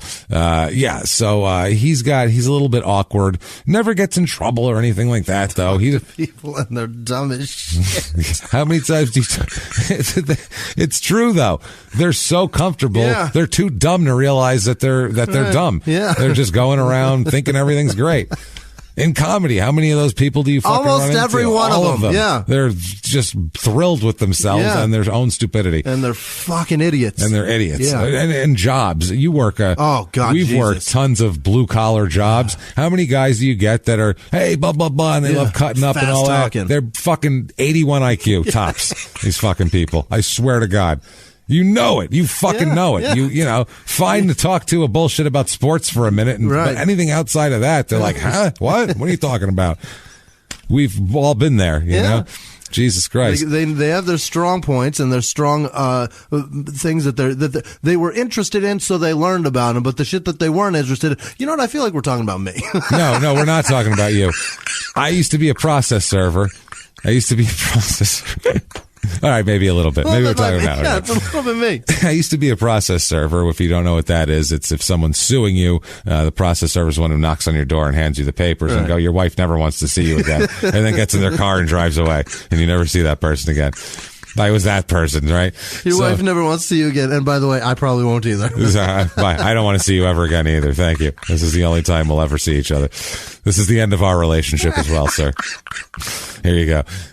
So I worked in this office it was like a legal messenger office where there was a bunch of, and everybody that worked there was, you know, none of us are educated. Nobody was educated. It was a bunch of people making fucking $12 an hour, driving around in their shitty cars, dropping off personal car. Dropping off stuff at court and stuff like that. So I would go into the office and I brought in a bunch of magazines because they, on the table where like the guys hung out, they had literally the only magazines were guns and ammo and like gun magazines and like, you know, like Maxim and shit. And I'm like, we can't have this. Can't do this. So I had a Newsweek subscription and a Time subscription, right? And so I brought these in because I thought, make them worldly. You know what? Maybe they'll see something on the cover that'll interest them, and you never know. And plus, I might want to skim through this, you know, because I might get sick of my phone and whatever. So I bring these magazines to lay out, and I put them there, and I leave, and I do my thing. And the next day, I come back, and they're gone. And I say, "Where the fuck are these magazines?" And everyone just kind of sits around. They used all those magazines to prop up the crooked Christmas tree stand. Otherwise, it leaned over. That's hysterical. And they felt terrible when they were like, I don't know, none of us are going to read that. And I'm like, where the fucking you people? And I just said, I had a meltdown in my brain. And I said, I got to change my life. Unless there's a coverage of fucking like school shooters. And guns and then they'd be guns being taken away. Like, let's have a look at that one. What kind of piece is he packing there? Let's take a peek there. I'm like, no, this is terrible here. So, but Andrew's a good kid. The family raises him. He's a little bored, whatever. Thomas Forbes is a neighbor of theirs.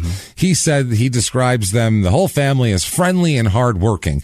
He says, we would always see them working on the farm every morning and every night, 7 days a week. He said they always move their cattle. They move their sheep frequently. They make sure the animals don't overgraze. They're highly, highly conscientious with these animals. And yeah, they make wonderful meat out of this, which sounds like, I bet their meat is delicious. I bet it's top notch, but like you said, $120 a fucking pound. It's crazy. Yeah. So, things get a little weird in July of 2010. Okay. June, July 2010. Andrew, he's 20 years old now. Okay. Living at home, working on the farm, doing his thing, not having much of a social life or anything like that. He finds a woman at this point. All right. He finds himself not so fast. He finds himself now, not going to judge anybody, to each their own. He finds an older gal. My man. He's 20. He finds a 46-year-old woman, which, okay. Now, not to judge anybody based on looks or anything like that, but this woman has a goatee. Oh my! This woman is sporting like a Jim the Anvil Neidhart fucking goatee. It's legit. That you can see in a picture. Oh my God! Like it's frightening. It's a bit much. Let's just say. And for a 20-year-old, it's an odd choice. But he like we said, is excessively socially awkward. And has literally, we don't know if he's ever talked to a girl like his own age. We don't know. Like we have no idea how much experience he has. So for him, I don't know how he would talk to a female human being. Do we know if she just has like a hormone problem, or if this is like, I don't know. I'm not sure. Or she's just an older lady who's got a little bit of extra hair in her family. Plenty of people do. It's not a big deal, but most people don't leave it. Don't sport it. That's the difference. Or they wax it or something. They don't sport it like a. Do you watch Embarrassing Bodies on Netflix? Yeah. That show it's frightening. Should just be called England is Disgusting. It's a mess. That show's There's a lady, mess. though, with a beard, though, and they get it lasered for her, but she comes in and she's like, I have this, and the lady in the doctor just goes, I think I see the problem. I think this is... Fucking nailed it, Doc. Wait, don't tell me. Yeah. Can I get two guesses? Two guesses. Two. What the hell? I may go real wild on the first one. Could it be the beard? Yeah, possible. Like her beard looks like yours right now. Yeah. That's tough. Yeah, I got a good 5 days of growth there. So. It's just, you don't see a lot of 20-year-old dudes going out with 46-year-old women. Generally, you just don't see it. It's not common. I'm not saying it's bad. It's just not common. It's not a real common thing. But I mean, it's fine if you whatever. But it's just an odd relationship considering her. She's not like it's not like he met her at church or something like that either. Like she's got a weird past.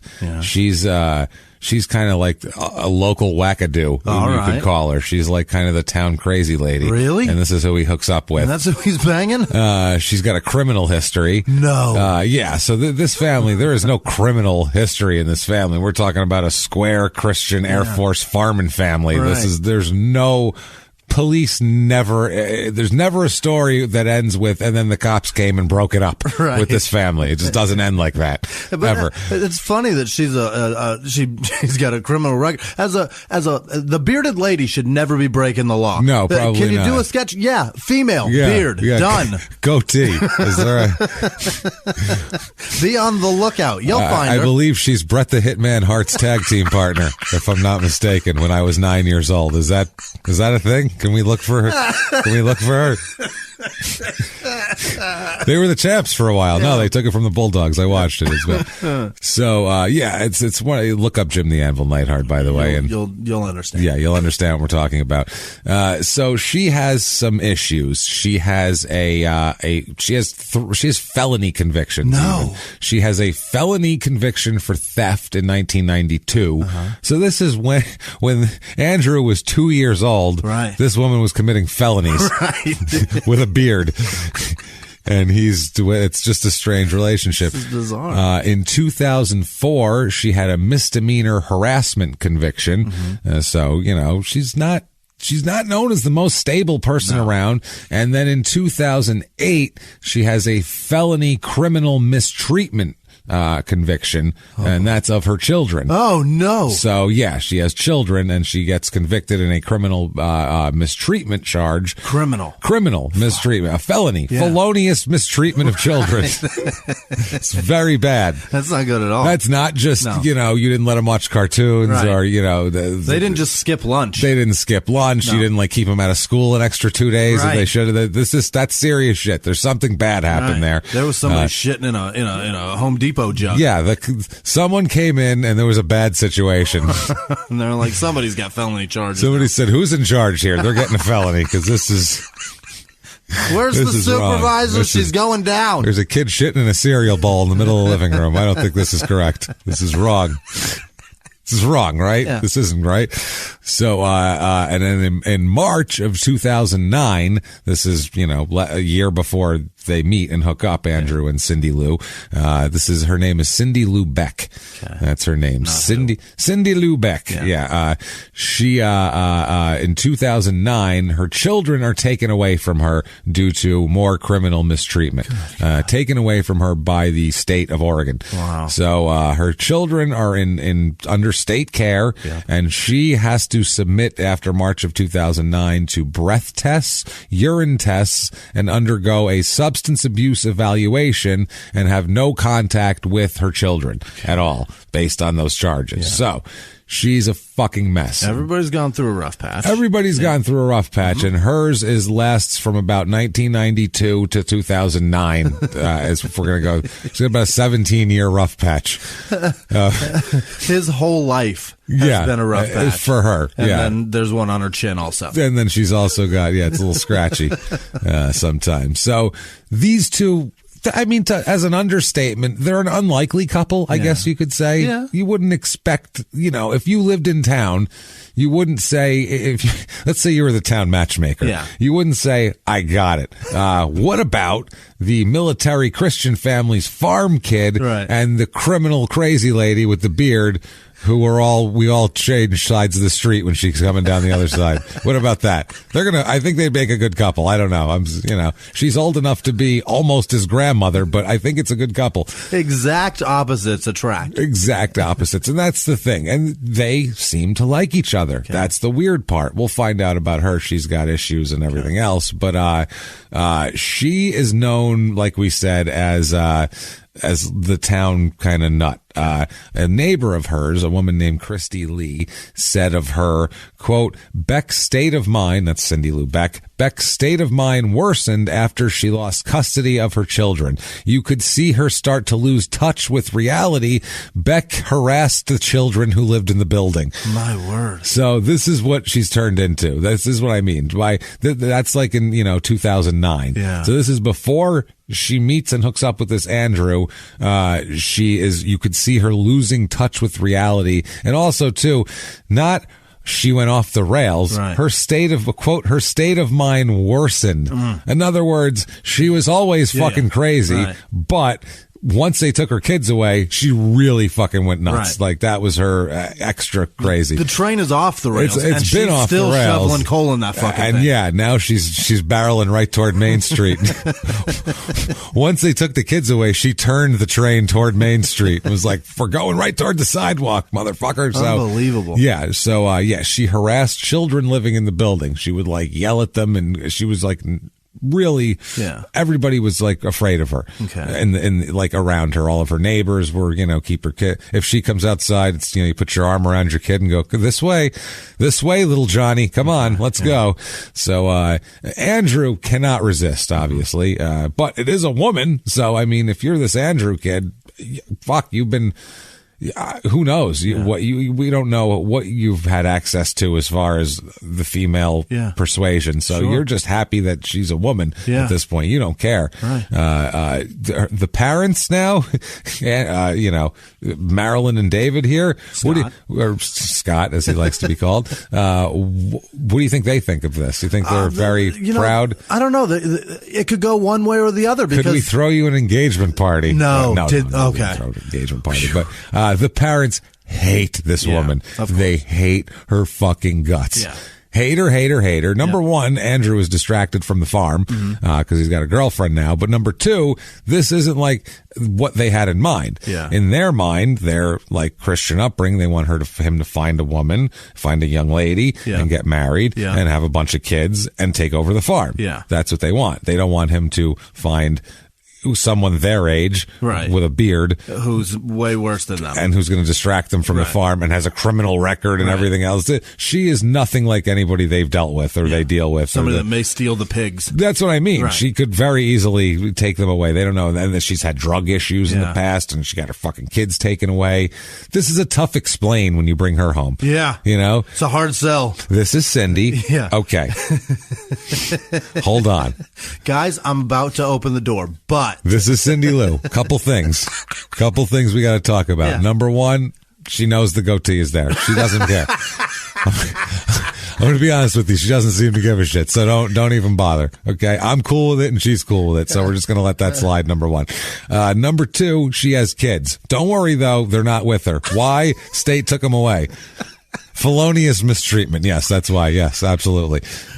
So to make up for it, she's been harassing the neighborhood children and having the cops called on her and shit instead. So, you know, it works. The state took her from mistreating these ones. So she's mistreating everybody else. She's got to find someone. She needs a child to mistreat. Right. So whichever ones are around. Okay, I'm going to open the door now. Ready? On three. Mom, Dad, this is Cindy Lou. Cindy Lou, Mom and Dad. Better known as your peers. Yeah. He shakes her hand and he's like, how you doing? Nice to meet you. Can I offer you a razor? I just got a Harry shipment. Can I offer you? There's a plug for Harry's. There you go. So, this is fucking ridiculous. So, now, they said, a neighbor said how Cindy Lou Beck and Andrew met and why they wound up together is a puzzle, but it appears they got to know each other in the neighborhood. Apparently, she spent time at other residences in the vicinity of the farm. Okay. Apparently, she's hanging out all around here. All the farms. And spent time with her could mean anything. It could mean she was harassing them to the point where they had to call the police to tell her to go away because she has problems like that. She was eating somebody's berries right off the plant. Yeah, she's out there just nibbling on a corn stalk. That's not even the corn part. You're eating the stalk. That's a wheat. That's not even. Never mind. She don't seem to care. It doesn't matter. She seems to be enjoying it. It's caught in your. Never mind. Kernels are in your beard. Okay. You got raspberry seeds in your beard, man. Boy. So, this caused some unrest in the Jondal home. Mm-hmm. The parents here, Scott and Marilyn, are not happy. They argue with Andrew about this. They're telling Andrew, you can't be with this woman. And he's saying, I'm a fucking grown up. Yeah. And God damn it, I want some ass. I need sex. I'm 20. I've never seen a girl. Do you understand? Every other kid is, and he's probably like, cause he's homeschooled. They probably have a lock on his fucking internet. He's like, I can't even beat off to porn. I have nothing. I can't even see a girl and think of her later. And I have nothing. This woman is willing to take her clothes off in front of me. I'm all on board. I don't care. Criminal record, great, terrific, whatever. She's fun. Let's just say that. Gives a shit. So they argued constantly about nothing but the relationship. Mm-hmm. The parents would never let it go either. They would not leave him the fuck alone. Can you imagine? They wouldn't leave him living alone. Your life like that? Every day you walk in the bedroom and your mom's just like, can we talk about Cindy? Yeah, they're like, you can't. Yeah, because every time he would go out with Cindy, they would bitch about it, and then they'd have a huge fight, and then he'd go out with Cindy, and then, he'd be late the next day for farm work, and they'd be pissed off, and it's all Cindy's fault, and so it's just snowballs and snowballs and snowballs. Apparently she's not a good farm worker. Oh, I'm sure. Couldn't. She's not a good mother. Forget farm worker. Mothering is much easier than farm work. Maybe. I don't know. I mean, you change I a would to keep a kid alive, I guess. Yeah. Not to make them come out good. No. It's probably harder. Yeah. It's probably harder to raise good meat than a decent child, I would assume. Physically harder, but not mentally. You have to, Because you can just say anything you want to a pig and it won't bother it. Yeah, that's true. It's not going to end up in therapy for it. You know what I mean? It's going to end up on a plate eventually. So they're not going to care. But yeah, a kid, you have to everything. Not only do you have to keep it all physically alive and healthy and everything, but you have to like tell it good things that won't fuck it up later and positive emotions. Positive. Yeah, you have to form it as a person and a personality and all that. As a pig, it's just like go in there, eat that. I'll clean up your shit and then we'll eat you. But you can feed a kid a little bit late. You know what I mean? Yeah. Depending on how hungry they are. Corn's always fucking hungry. That's you know always. You always got to water that. that. Corn never sleeps, No. Jimmy. I believe that's a rap album. Can't remember who did it. Possibly Jay-Z. Corn never sleeps. It was very big. I could see Dad though going, "What's so great about her?" And he's just like, "Pink sticky. What do you want from me?" I don't know. Smell this. That's why. Doesn't matter. Right. Yeah. Woman. Right. You get it? Woman. Doesn't matter. Why do you like Mom? She fucks you, right? Horny. Right. 20. Never seen a girl. Understand? Don't care. Right. So, June of 2010, late June, this is early July. He can't take the arguing anymore. Mm-hmm. They've been together like a month, by the way. Like they're barely together, but he can't take the arguing anymore. And he wants to be with Cindy Lou, and she says, well, why don't you just leave your parents' house and move in with me? Yeah. So he leaves the farm. Oh, boy. He takes off from the farm and moves in with her in an apartment in South Salem. Mm-hmm. And from what I understand, it's kind of a shitty area of Salem, the area she was in. Mm-hmm. It was a rundown, kind of methy area of the city. Not a good area. Okay. And the parents freaked out at this point. They put their foot down and they said, you are moving back in. There's no ifs, ands, or buts about it. Yep. He said, no, I'm staying here. So they cut him off financially and took his car away too, that they had given him.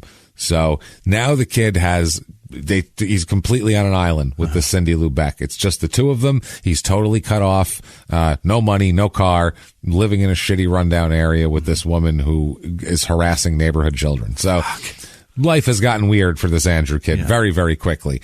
It's very, very weird, man. But here's the thing, too. He's 22 now, and they've been doing this farm life shit for what, fucking 15, 10 20? years. 10 years. 10 years, yeah. okay. 2000 to 2000. They moved him there when he was 12, when he's trying to figure out 10. Who he was. 10. He moved there when he was 10. All right. Yeah. Okay, so he's 20 right now. And he's 20 right now in 2010. So he's trying to figure out who he was when they moved there. Yeah, uprooted absolutely. him from a normal-ass life and just planted him in this shit. No wonder he's a little fucked up. And he's a little weird. And he was a little off in the first place. He's a little off, and socially he's a little awkward. Mm-hmm. And the other brothers, I don't know how idyllic. Okay, I judged this a lot of times based on this, like parents, how quickly children flee the home is a lot of times if it's, a pleasant environment or not. And not always. I mean, if they go to college or something, but like the one didn't want to farm and join the military as soon as possible. Could be to get away. Also could be just wanted to follow in his father's footsteps wanted to do that and wanted to be a career military guy. The other kid got married and moved away immediately when he, was younger. But that's their upbringing too, is to get married and have a family. So that could be for that. So I don't know if these kids moved away happily and proudly, or if they moved away because their parents are a little controlling and this life is brutal. They couldn't even have schools tell them anything. They needed to control every thought that goes into their head. That's so a lot. We don't know exactly. It's hard to tell, and no one will know here. So apparently they move in, and with he moves in. Andrew moves in with Cindy Lou, and in a couple months, basically they get caught. Both of them together, Cindy Lou and Andrew, get caught staring into a neighbor's window. Okay. Like peeping on a neighbor. I don't know if they were casing the joint or if they were looking, if they were being perverts or if it was Christmas and they were just standing out on the block just looking at a family having a nice time. You know what? Maybe they were trying to get their attention so they could carol. Right. Maybe that's what it was. Yeah. They were like, hi, out here, open the door. And then they were going to come out and it was, oh, holy night. And it was just going to be a beautiful song. Instead they get the police. Yeah. And he can even hit that high note. Right. And night divide, he could really get up there. Cindy, goatee, but sings like an angel. Sings like a fucking angel. I see a baritone idea. In her future. That's what I see. She's beautiful. I see her just. Andrew's the soprano. I think. I think maybe you're right. Actually, I see her hitting the bass. She goes that, and he goes high, and they're like, "Ooh, I didn't expect that. I didn't expect it." Threw us a curveball. Ooh, look at you two. Wow, this is pretty good. Yeah. People are throwing cash at him. So, and also, at one point, a neighbor said, quote, once Andrew threatened my husband with mace. Oh, no. So They're caught looking in a window. He threatened some woman's husband with mace. And another neighbor says police were called to the building many times over arguments the couple instigated. This is over a 2-month period. Yeah. In 2 months, the police are called many times What the shit? over arguments and looking in people's windows. I mean, they're like the apartment crazy people. Yeah. She has either led him astray or led him to exactly where he needed to be. Yeah, or that's just he's right in the right path and he found where he wanted to be. Now another neighbor, a guy named David Powell, who lived in the apartment building, he said, quote, people living nearby described Andrew Jondal and Cindy Beck as trying to start fights with neighbors and threatening their children. They called police because of Beck's behavior 3 or 4 times in the past month. So that was just in a 1-month period, 3 or 4 times, starting fights with neighbors and threatening their children. Good grief. You're a dick. I'll fucking kick your kid. What the hell, guy? Who does that? How do you get that many Who threatens children? Confrontations in amazing. a month? In a month, to where the 3 or 4, that's way too many. One is too many, first of all, but 1 could be a mistake. 3 or 4, it's you at that point. It's not your neighbors. You're acting weird and don't threaten anyone's children ever. That's super weird. Another time, neighbors said, quote, the 2 were bothering other tenants for money and threatening them. Oh, Jesus. So they're trying to shake down their neighbors for money. Panhandling at home? Yeah, they were knocking on people's doors. Wow. Going, we want money. Will you loan us money? And they were like, no, you're the apartment crazy people. I'm not loaning you. You threatened my children last week. And so they would. Can I borrow a sawbuck? You told my kid to go fuck himself. Yeah, and threatened to kick him in the face. He's 4. Yeah, he was very confused.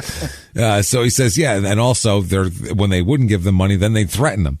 And they'd have to slam the door in their face and call the police on them because they're threatening them because they wouldn't give them money. Right. Because they wouldn't give the neighborhood crazies money who knocked on their door begging. So it's super strange.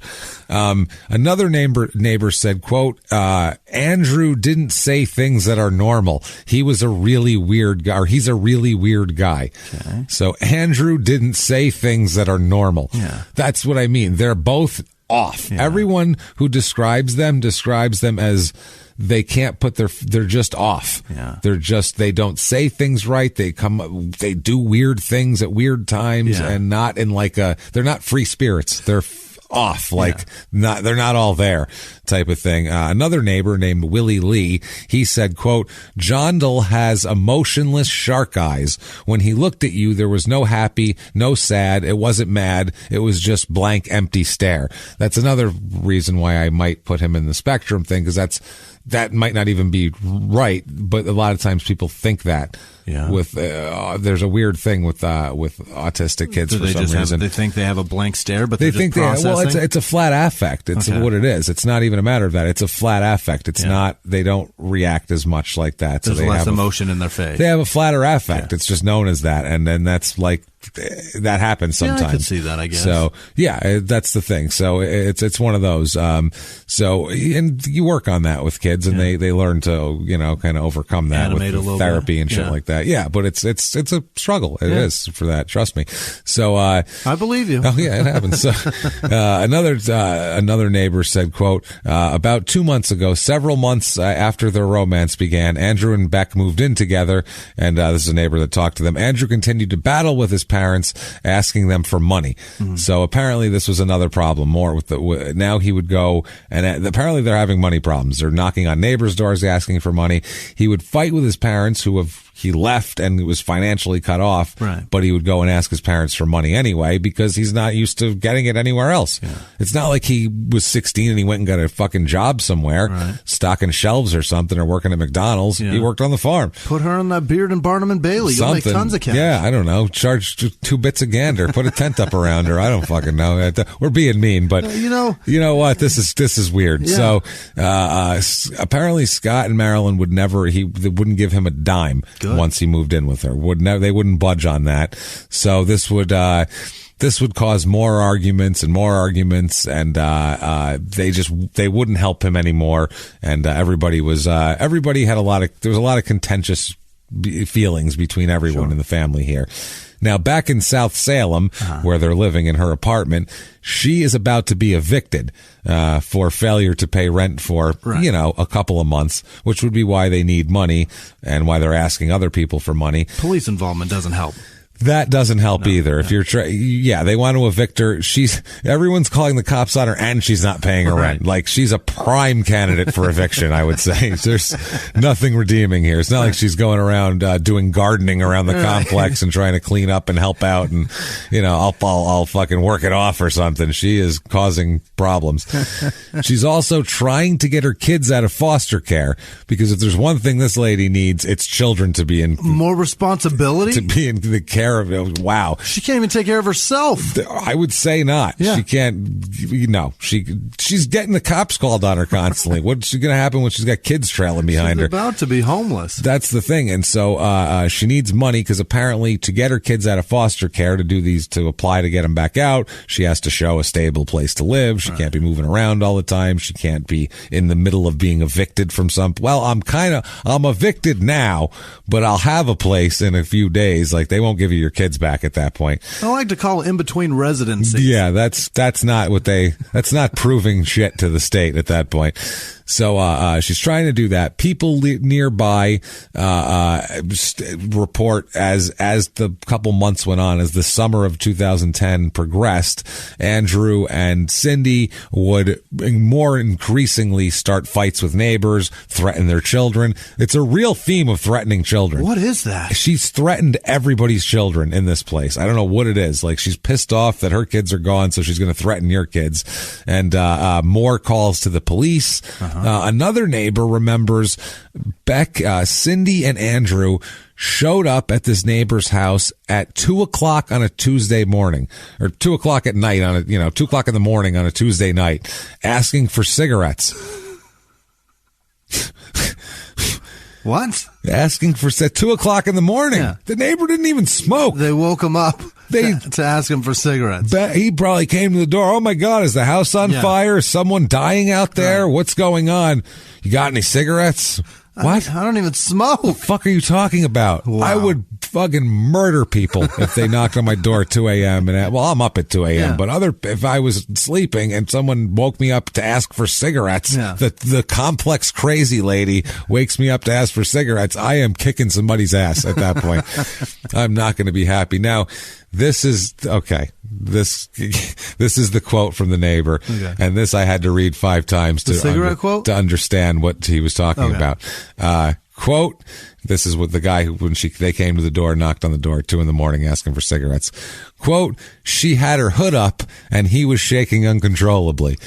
Okay, now my first instinct was this like a nudity did she does having her hood up mean flashing her titties? That was my first thought.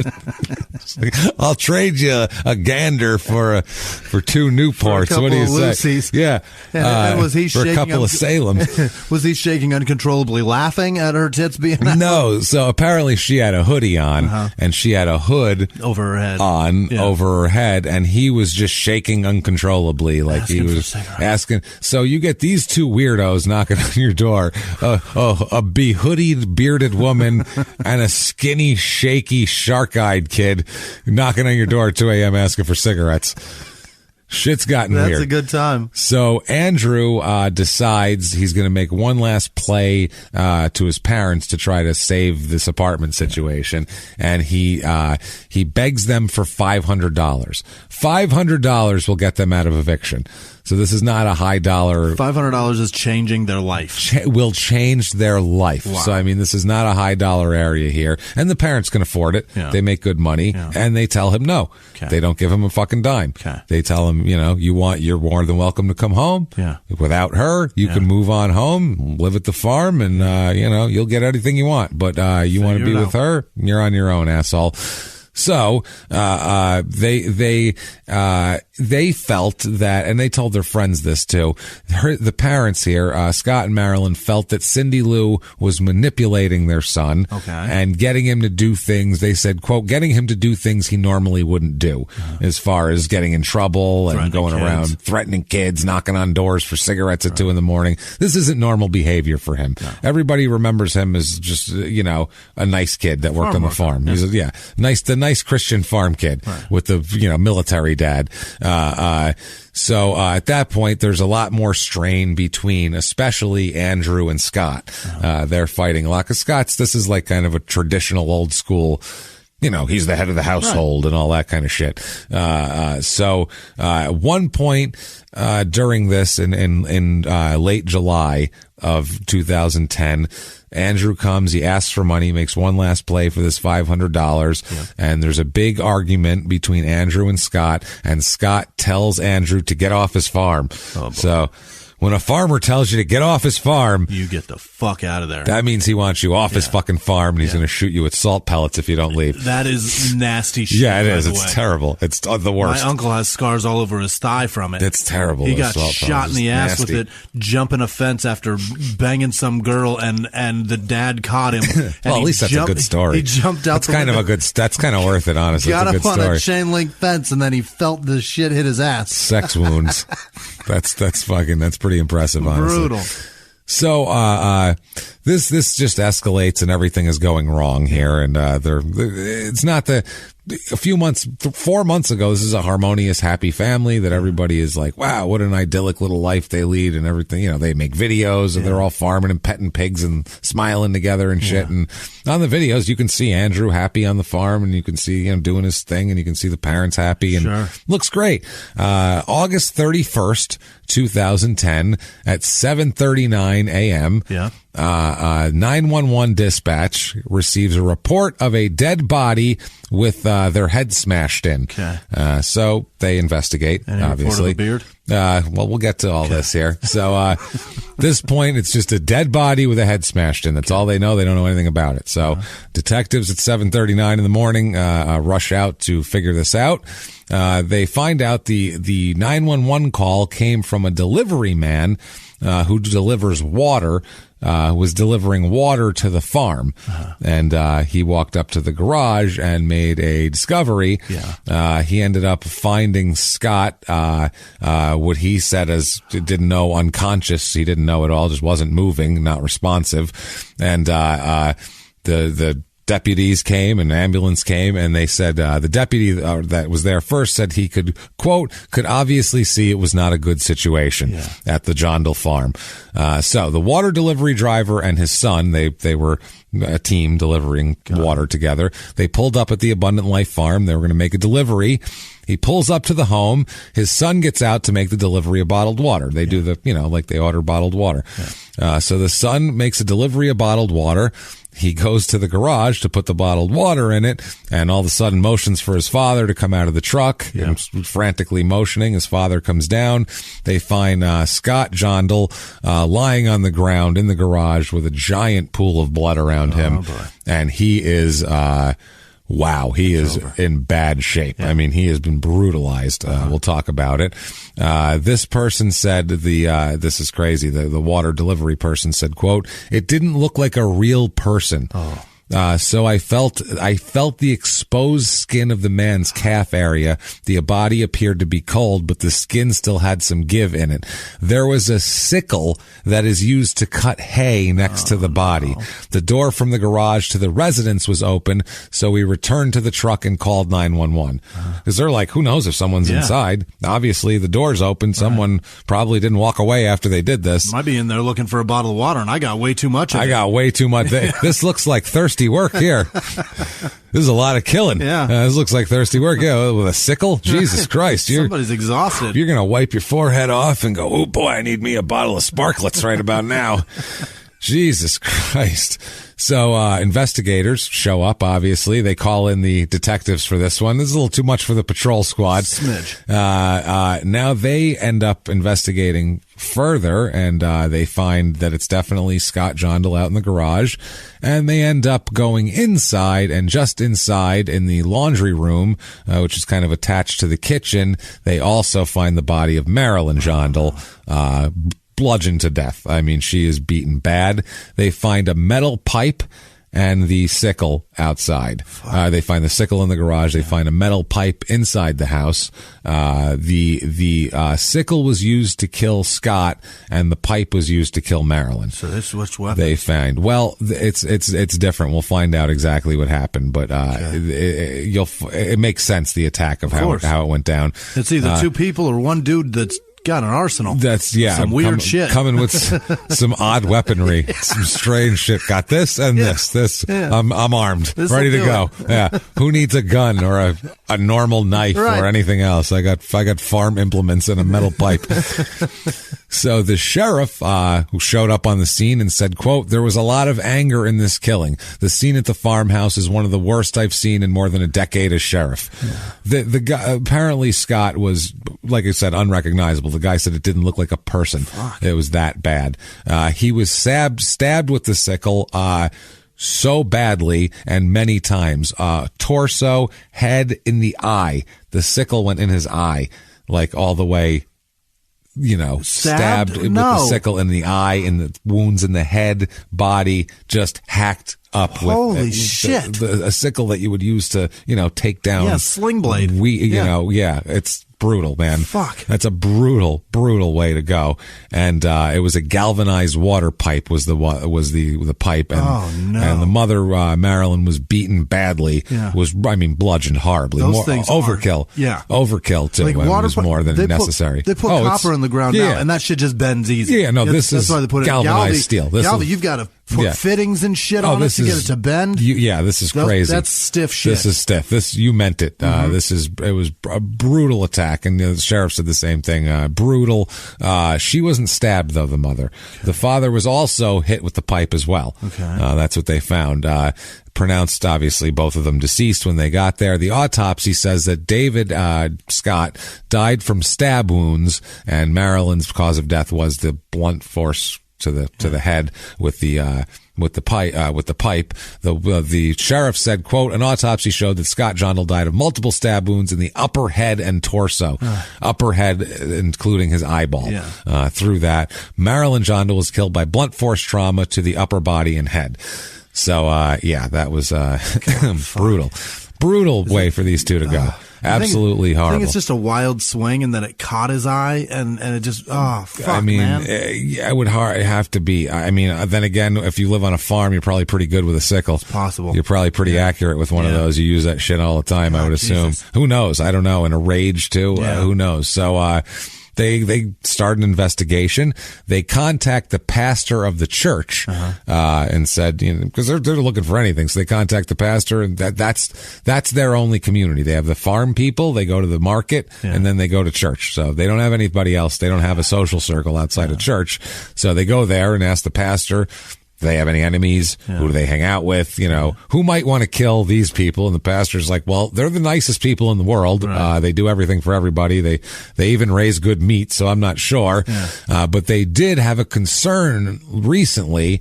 They've talked to me, come to me for counseling about their son, Andrew, who goes by Drew, by the way, this whole time. But I'm not calling him Drew. No. You're Andrew. Yeah. So, that they were concerned that he'd moved in with a woman who was 25 years older than him and had a criminal record and just wasn't of their social circle, we'll say.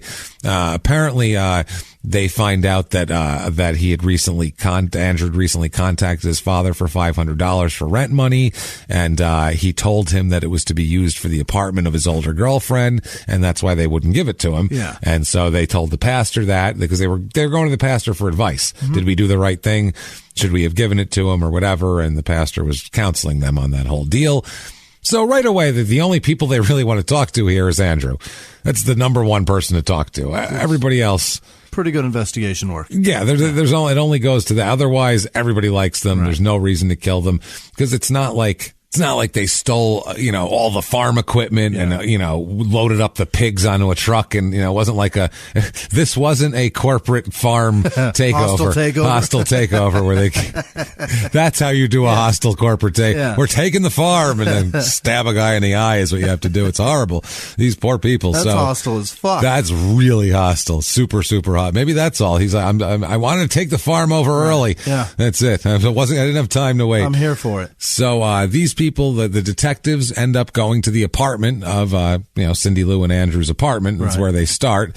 The detective Olafson said, quote, this is amazing. While I was at the apartment of Andrew and Cindy, I saw in plain view credit cards with the names of the victims on a coffee table. Why would he do that? So he has his parents' credit card. The cops are there. He lets the cops in and leaves them on the coffee table in plain sight. What is he doing? These two are both fucking rocket scientists. I swear to Christ. The lieutenant that was there said, quote, I asked the two if they would come with me to the Polk County Sheriff's Office to speak with the detectives about an incident that happened earlier in the day. Yeah. And they were like, oh, sure. Wow. What's going on here? Got an incident. We got a little incident. So the sheriff of Polk County, Bob Wolf, said, quote, a search of the apartment turned up only a marijuana pipe, and neither seemed to be under the influence of anything when interviewed by detectives. Okay.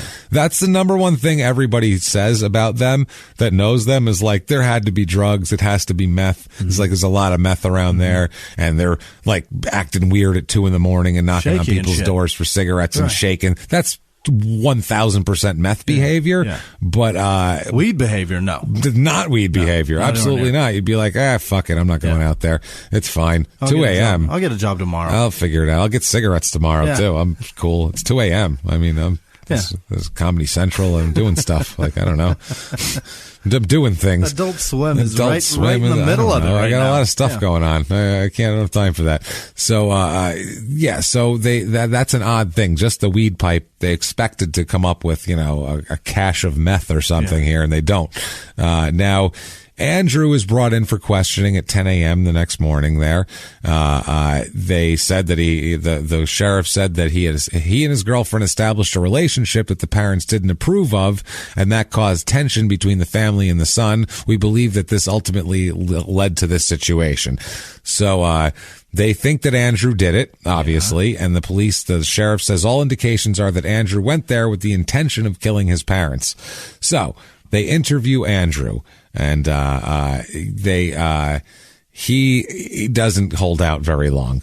He's he's not a kid who is real slick socially, and he's a type of guy that you can. His lying skills aren't up to par. They're not up to par, and you can intimidate him. Yeah. He's gullible. Mm-hmm. He's known as, and we'll find out exactly how gullible pretty soon. But it's next level gullible. Oh boy. So the statement of what he said to police here, he said that August 29th, 2010. That he, and this was 2 days before the murder, he and Cindy started discussing plans to murder his parents. Andrew said that he planned to murder his mother and father and then take money and jewelry to pay for the rent. Mm-hmm. That was the plan. This is a very short-sighted plan right here. I'm going to take money and jewels to the front office and be like, this is for 206. I'm going to, this is, here's a class ring from the Air Force Academy ring. What? I don't get anything for that. How much? That's got to be worth half a month's rent. Right there is a teardrop pearl. That's pretty good. That's very rare. That's all I'm going to say. It's about 3 months. Yeah. So, see you in 3 months. Jesus, see you in 3 months. So he says on August 31st, this is what Andrew tells the police, between 11 p.m. and 2 a.m., he said, quote, I got on my motorized scooter, because that's what he's riding now, he's got no car, and rode from the apartment to my parents' house. By the way, that's a trip. Yeah. It's a 30-minute drive. He's going to have to plug that thing in when he gets there. Yeah, he's cruising in the middle of the night on his scooter, there. He says, quote, I went with the intention of killing them both. So he's not hiding this shit. They get him right away. He said, I was waiting outside of the house for them to go to bed. That's fucking, dude, that's so cold-blooded, man. It's cold because while you're out there, you have so much time to change your mind. Not only do you have time when you get pissed off and you drive somewhere, it takes you like 5 minutes to be like, where am I going? You're like, this is to chill the fuck. I don't know if it's the hum of the engine or something cools you the fuck out. But on a half-hour scooter ride, he didn't, and I don't know if he can go the speed limit on that scooter either. It might have taken him an hour to get there. Who knows? He didn't calm the fuck down. Probably made him more mad. Yeah, that's this goddamn scooter ride. This fucking thing all bugs in his face. Yeah. Freezing his ass off. And then he gets there and he waits for them to go to bed sitting outside. So he has all this time, not only to think about it, but to like look in and see his parents and have, human feeling for them and emotions. And these are the people that raised and fed me and shit like that. And maybe I shouldn't kill them. Instead, he says, quote, I got impatient. He got sick of waiting for him. These fucking assholes are never going to go to bed. Jesus Christ. And he said, I called the home phone and told my dad I was at the stop sign by their road and I wanted to talk to him. So that's what he says. He says, I called my dad, told him I'm down the street. I want to talk to you. So he's trying to get his dad to come outside.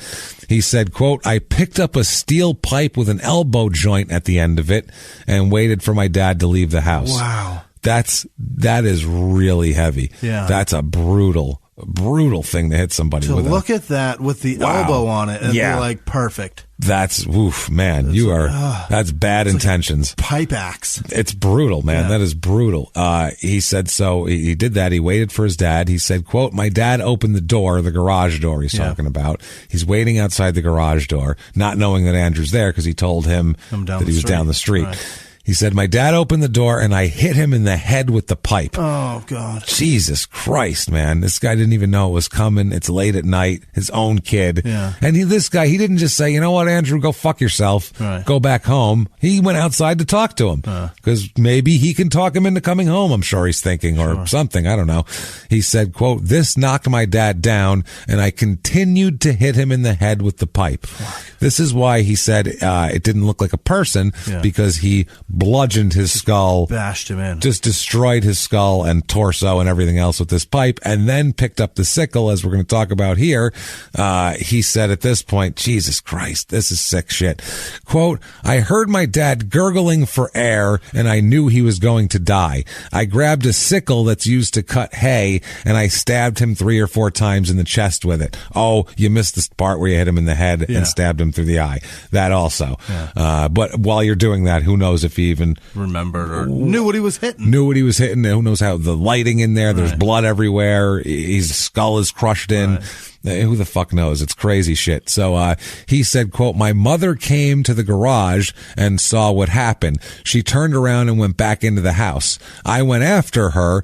First of all, that's your mother. Like, she saw what happened, so I figured I better go kill her. That's a crazy fucking thought.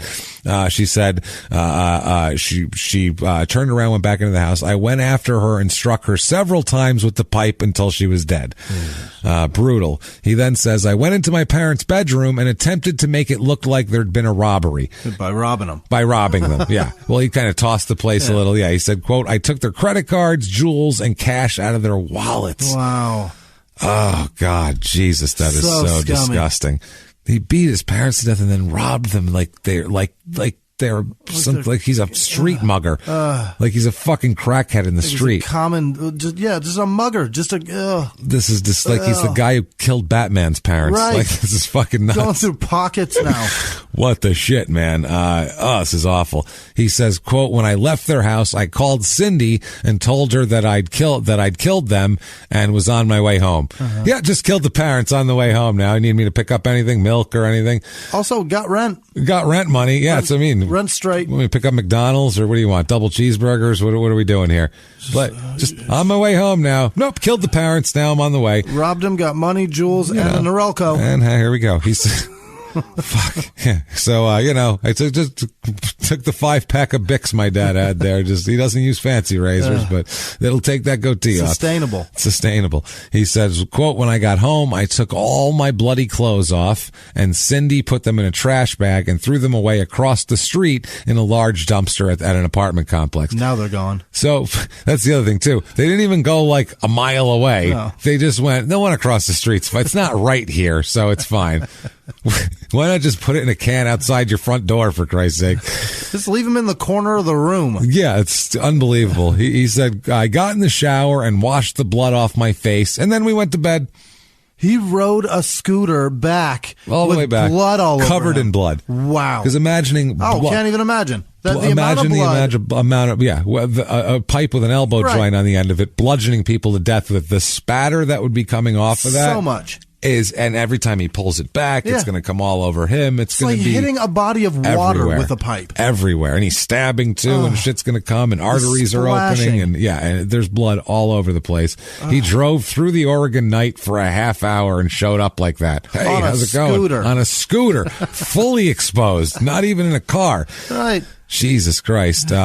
So the charges here, because he confesses pretty quickly, they charge Cindy Lou with hindering prosecution for hiding the clothes for him. Okay, that's hindering prosecution. But there's more to this here, because this was just they I guess didn't dispose of the clothes till a couple hours before the cops get there. Now something weird comes out. The district attorney in this whole thing says that one of the tactics that comes out of why this happened, they talked to Andrew more, and Andrew keeps talking, she manipulated Andrew, and one of the things she did was Jesus fucking Christ, I don't even know how to put this. She pretended to channel the spirits of animals and trees and forest things. What? Okay. He said, this district attorney said that Cindy was able to convince Andrew that she was the voice of an animal and woodland spirits who were telling her that the Jondals posed a threat to her children and that he should kill them because of that. Holy shit. She told him, one more time. Everybody's going to need that one where everyone said, what? Okay. She pretended to channel spirits, convinced Andrew she was the voice of an animal and, quote, woodland spirits who were telling her the Jondals, his parents, posed a threat to her children who were in foster care, who, by the way, the Jondals I've never met and know nothing the fuck about. What is she doing? Don't want anything to do with her or her kids, and that he should kill them. She told him that, quote, that they, quote, had to be killed at some point in time. Sometime. Like, you don't have to do it right now, but at some point this week, you're going to have to kill the pet. Because, I mean, they're going after my kids, and the woodland spirits told me. Unbelievable. She began to use a picture that was in their apartment that she had that was of wolves. It was a picture of wolves, and she indicated that the spirit of the wolves in the picture was speaking through her. Holy shit. That was so it went from forest animals and then trees and shit and just woodland spirits, whatever the fuck that means, to then a specific spirits of pictured wolves. How good is that bearded pussy? How do you get there? Her goatee must feel amazing tickling your balls. That's all I gotta say, because I'm sorry, not to be graphic, everybody, but Jesus fucking Christ, that is insane. How do you get to that point to where how gullible? This isn't gullible. This is just fucking dumb. She apparently the spirit of these pictured wolves are speaking through her. She also repeatedly pretended to channel other animal or quote tree spirits. What? An old oak. So I'm a tree. Kill your parents. What the fuck is that? What is that? Who doesn't question that? Hi, I'm a maple tree. Your parents need to die. They're going to have to die soon. Or they're going to fuck with this lady's kids who they've never met. Okay, have a good one. I'm the murder ficus. We got to talk. I got a lot of other stuff to do. What is this? I'm a tree. Kill your parents. What the fuck? So the district attorney says that Andrew Jondal is very gullible and they're saying, some people say he's smart, and then the district attorney says that he has limited intelligence, which I don't know which it is. Somebody that told you a homicidal tree told you to murder. That's true, and the wolves and everything. But they also say that he's very gullible. They say he is because of the homeschool, and we're not saying homeschooled kids are all fucking bad or they're all whatever. Right. We're just saying that they say this particular, he was excessively sheltered. Yeah. A lot of homeschool kids, they're homeschooled. They have these big social groups they go to and they do shit and they get whatever. Right. This wasn't that. This was them on the farm talking about Jesus and then fucking farming. And then that was it. There was no he didn't have a lot of social interaction. He had some, but not a lot. So they're saying that he was super gullible and very religious. Mm-hmm. They said he was like, his mentality was like a younger kid. Sure. Because he didn't really do anything on his own. And he was so religious that he was very, very gullible and believed in this sort of shit and was open to it. Wow. And can be convinced of shit. That's too much. And it's crazy. One of his attorneys, a guy named Stephen Gorham, described him. He said, quote, he's a simple kid. He has the capacity of about a 12-year-old. Is what they're saying. I just saw Simple Jack. That's fucking funny. Or however he did it. Yeah, one of those. So the attorney Gorham said Andrew Jondal was, quote, susceptible and suggestible from a psychological makeup, in part because of his biological background, which whatever is wrong with him, and he's a little offness, and partially due to his sheltered upbringing. Mm-hmm. Andrew Jondal believes in angels, and that really flowed into believing that these other spirits Cindy Beck was telling him about. Apparently that's what he told them too, is like she took his belief in angels and like morphed that into angels of this, and then these animals have angels too. You know, they go to wolf heaven and then they run around and there's toys and lots of stuff to play with, and then they have spirits that channel through me, and the trees have spirits, and he apparently bought all of this shit. So they go to Cindy Beck with all this shit and they're like, look, lady, hindering prosecution, maybe not. You might need a couple more charges here. We need to talk to you a little bit here. This is what Andrew's telling us. This is pretty heavy shit. So they say to her, quote, I later spoke, this is the investigator, quote, I later spoke with Cindy Beck and she confirmed that she conspired with Andrew to kill his parents. Ms. Beck told me that they talked about the idea on 8/29 and 8/30/2010. She says, quote, Cindy says, quote, I thought I was protecting my children from David and Marilyn Jondal. Never, they don't care about your kids at all. The investigator said, quote, Ms. Beck went on to tell me that she did not have any proof that the Jondals were harming her children, that were in foster care at a nearby residence, but that her daughter was nervous because Mr. Jondal waved at her daughter while she was walking down the road. What the fuck? They said at one point, while she was in the number, that's how they met, because she was bouncing around residences in the neighborhood. Apparently, while they were walking down the road one time with the little girl, Mr. Jondal, Scott, waved at the little girl as she walked by. Unbelievable. You know, like people do. Friendly. Just go, hi, kid. Yeah, hi, neighbor. Yeah. Neighbor, child. Nice to see you. You know how many times I've waved at kids? Yeah, that meant... constantly. That means that... I'm going to murder you. I'm going to find those kids in foster care, hunt them down, and murder them. Yeah. No reason why. Jesus. Now, the investigator said, Ms. Beck told me that she and Andrew came up with the plan to murder his parents and steal money from them to pay rent. Cindy said, quote, told the investigator, quote, we were hoping we would inherit the farm after the murder. So they needed, the short term was rent money, but they had a long game of inheriting this fucking farm. She's like, shit, in a month we can move into this place and be goddamn farm owners. I could turn into... You already know how to do it all. Yeah, and if I have a 210-acre farm, how are they going to keep my kids in foster care then? Right. I'm not in a shitty apartment that I owe money on. I'm in a goddamn farm. I can have cage-free children. This is ideal for these goddamn kids. The investigator said, quote, Ms. Beck told me that Andrew called her when he arrived at his parents' residence on the evening of 8:30, and he told her that they were still awake and he was waiting for them to go asleep. Cindy said that she told him, quote, you can come home or you can wait and kill them.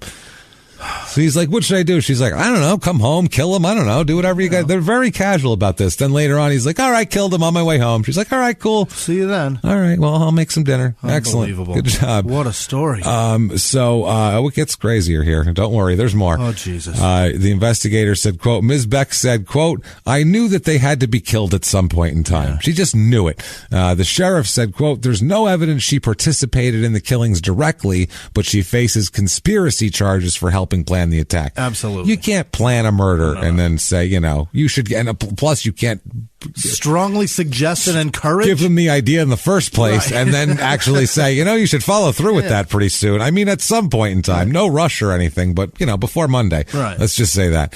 So the indictments here, the grand jury adds, there's a couple added charges to Cindy. And in addition to hindering prosecution, 2 counts of aggravated murder go to the list of charges. By the way, aggravated murder in the state of Oregon is the only crime eligible for the death penalty. Really? Aggravated murder. Yeah, because that's planned and plotted and the whole deal, and particularly heinous and cold. And there's a lot of parameters here.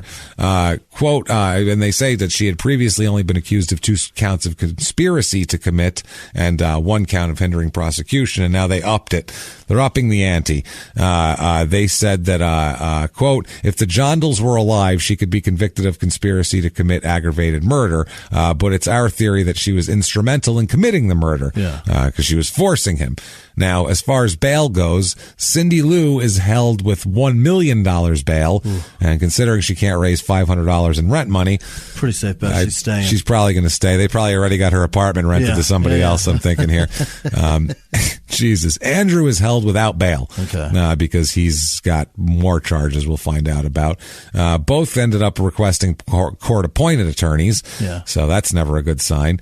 They have the funeral for Scott in Maryland at the Trinity Lutheran Church in Dallas there. The family's pastor, Larry King, I doubt the talk show host, I don't think, because that'd be odd for a Jewish talk show host to be doing a funeral at a Lutheran church in Oregon, but who knows. Scott was a great guy, let me tell you. He was a wonderful man, let me tell you. I sit him down. I wanted to have a conversation with him all these years. He never got famous enough. It's my biggest regret. I'm going to tell you right now. It's my biggest regret, everybody. So Scott was a great man. Let me tell you a story about Sandy Koufax. Oh, boy. One of my best friends. So, which I think they were actually friends. I think the story is that Larry never actually met him. Oh, I think, but he's told a lot of stories. He's told people that they're best friends. No, there's a Koufax. Yeah, I was going to say there's he's told a million Jimmie stories. Didn't just say that because they're both Jewish. There's literally, if you don't know, people don't know that shit. People don't know that. And they're going to go, Jimmie, Jesus, Jimmie. No. Calm down, Jimmie. There's a thing about Larry King would tell everyone how great he was with Koufax when he wasn't friends with Koufax. He was just bragging that he knew the guy he didn't know. I think Sandy Koufax actually said, I don't know the fucking I don't fucking know him. Yeah, I don't need him. I'm Sandy Koufax. You know who I am? I don't need this guy. So, He'll get married again, Larry. Jesus Christ. So the pastor here, Larry King, said the congregations of the church, along with other friends, are helping their son Luke because the other son's still in the military, so he can't stay on the farm. So Luke went back to the farm because right now they need somebody to take care of the fucking animals. Right. While in the meantime, while they figure out what to do with it, they can't just let a bunch of pigs die. Right. So apparently the whole church is helping out Luke, their married son, take care of the farm and figure out what to do. They said that the couple's son, Wayne, is still deciding what to do. He doesn't know. They're talking about whether to sell it, whether to keep it going. They're still selling meat to their parents' customers at the moment, but they may decide to shut down the operation once the current animals are gone and figure out what the fuck to do, whether they're going to whatever. Now, obviously the town is freaked out by this. This is it's a smaller area, and these guys have a close knit community. Not the whole town, but these particular people. We have some quotes. Some local people quote: "They were kind, honest, and content. They were very passionate about what they were doing. They were living out their dream. As far as I know, Andrew was planning on taking over the business. From what I can tell, he enjoyed working on the farm, working with animals. He was planning on taking over the business, continuing the work his parents started. He wasn't violent at all. I just couldn't imagine Andrew doing something like this. In the limited times I saw him, he wasn't violent at all. He didn't seem to be angry or troubled in any way. He just seemed to be a normal kid. Andrew always had a smile on his face. Yeah. So now we get flat affect and always had a smile on his face. Super intelligent, a simple kid. Like there's nobody can nail what he is. No, that's the thing. He says, quote, another one said, quote, about the father, about Scott, quote, this man fed my family the most wonderful food. They dedicated their lives to providing real food to the community. What a horrible tragedy. Scott was a fantastic person. Their farm was an amazing place. Another one here says, quote, their youngest son, Drew, was a typical teen who helped out his parents. When I knew him as a teenager, he was going through teenage stuff. He was always very helpful. He would go around and sweep the floor and help people carry out their bags. So everybody in town is shocked. The sheriff said, quote, anytime somebody takes the life of anybody, it's bad. But when you kill your own parents, that's really bad. Yeah. Wow, that's profound. Well done, Sheriff. Well done. Anytime you kill anybody, it's bad. But kill your parents, that's really bad. And I know because that's my legal opinion as an officer of the law. And he said, rage fueled these attacks, I would say. Yeah. So this is fucking interesting here. The other sons are freaked out, by the way. The other sons are in shock. They never expected this at all. They just left, and now they didn't expect to get a call that their brother killed their parents. Right. Wayne, who's the one in the military, he said, quote, I just didn't imagine something like this could happen.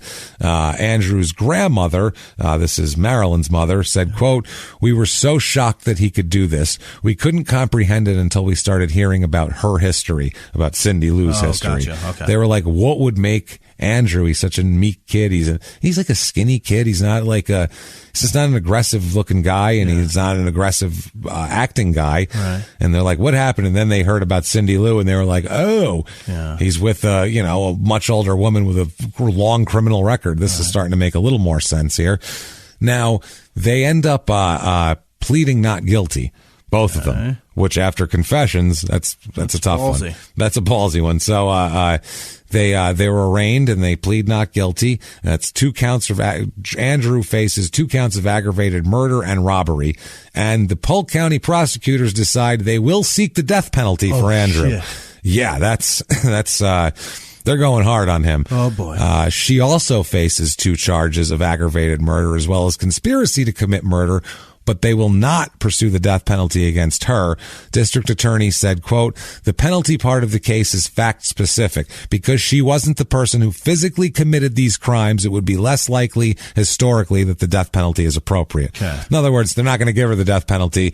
So why chase it? Right. If you can make that jury picture this guy fucking bludgeoning his mother's skull with a pipe, they'll want to put him in the chair. Right. But for someone who wasn't there, didn't do it, was home, it's harder to do making it. Phone calls, saying shit to him. And throwing a garbage bag out and pretending to be a fucking wolf. Right. Pretending to be a wolf spirit. It's a little different here. So the Beck's attorney says that they want a bail hearing to try to get lower bail. For what? Why? For what? You can't afford it anyway. The district attorney said, quote, it's the right of every defense counsel to request a bail hearing. The likelihood of a judge releasing an individual with these kind of charges, it's not high. No. He's like, that's fine. We could do a bail hearing. I don't give it a shot. I got 10 minutes on Wednesday. That's cool. Have the judge go, what are you fucking kidding me? No. Get the fuck out of here. You, ma'am. Fuck off. Get out of here. So now Beck's attorneys filed a motion to suppress some of the evidence that police gathered during the initial part of the investigation, the stuff around their apartment. But if you invite them in, that's a plain view search. Yeah. They can do a plain view, which is just anything that's out in the open. Right. They're not opening drawers or ransacking the place. They didn't push their way in. They said, "Could we come in?" You invited them in. Anything that's out in the open, you're on the hook for at that point. If they can't open a drawer and look in it or something, unless they have a warrant. But if the drawer's open, fuck it. You can see it. If it's right on the coffee table, you're an idiot. Right. Put a piece of paper over it, and then they couldn't have looked at it. Literally, loose leaf, just one. There you go. There it is. Done. I don't know what you're talking about. Problem solved. Bloody clothes? Look around for bloody clothes. I don't have any. There you go. Done. So don't go. No, across the street. Don't go across the street. No. Don't go to the nearest dumpster. Don't do that. Second nearest. Don't go to no. Oh, we don't have a dumpster. That's the closest. We have to throw our shit over there. I mean, we have an incinerator. So So she files for that, and the judge rules that the evidence is admissible in trial. So they're pretty fucked here. They have statements against him and everything else. She pleaded not guilty to her 2 counts of aggravated murder. She tells people that she just keeps telling everybody that she just thought she was protecting her children. That's all she thought she was doing. She thought she was protecting her children, which she's either the most full of shit or the most crazy. Yeah. I can't decide which one. You don't even have your children. What are you talking about? What are you talking about? So his defense team, Andrew's defense team, proposed a settlement agreement early on. This ended up, they went into negotiations to have a settlement to not take this to trial because he's going to fucking lose. Yeah. Especially with his detailed statement he gave afterwards. And then they're not going to believe, well, we'll go easy on him because the wolf spirits told him to do it. No one's buying that shit. So how many times have you been approached by a murder ficus? You know what I mean? You know what I'm saying? Sometimes you just got to do what the murder pretty ficus persuasive. says. I got to be honest with you. It's evergreen. Every time the death tree comes a knocking, I answer the call. That's all I'm saying. So, this apparently the negotiations broke down after a while, and the state said they were going to trial.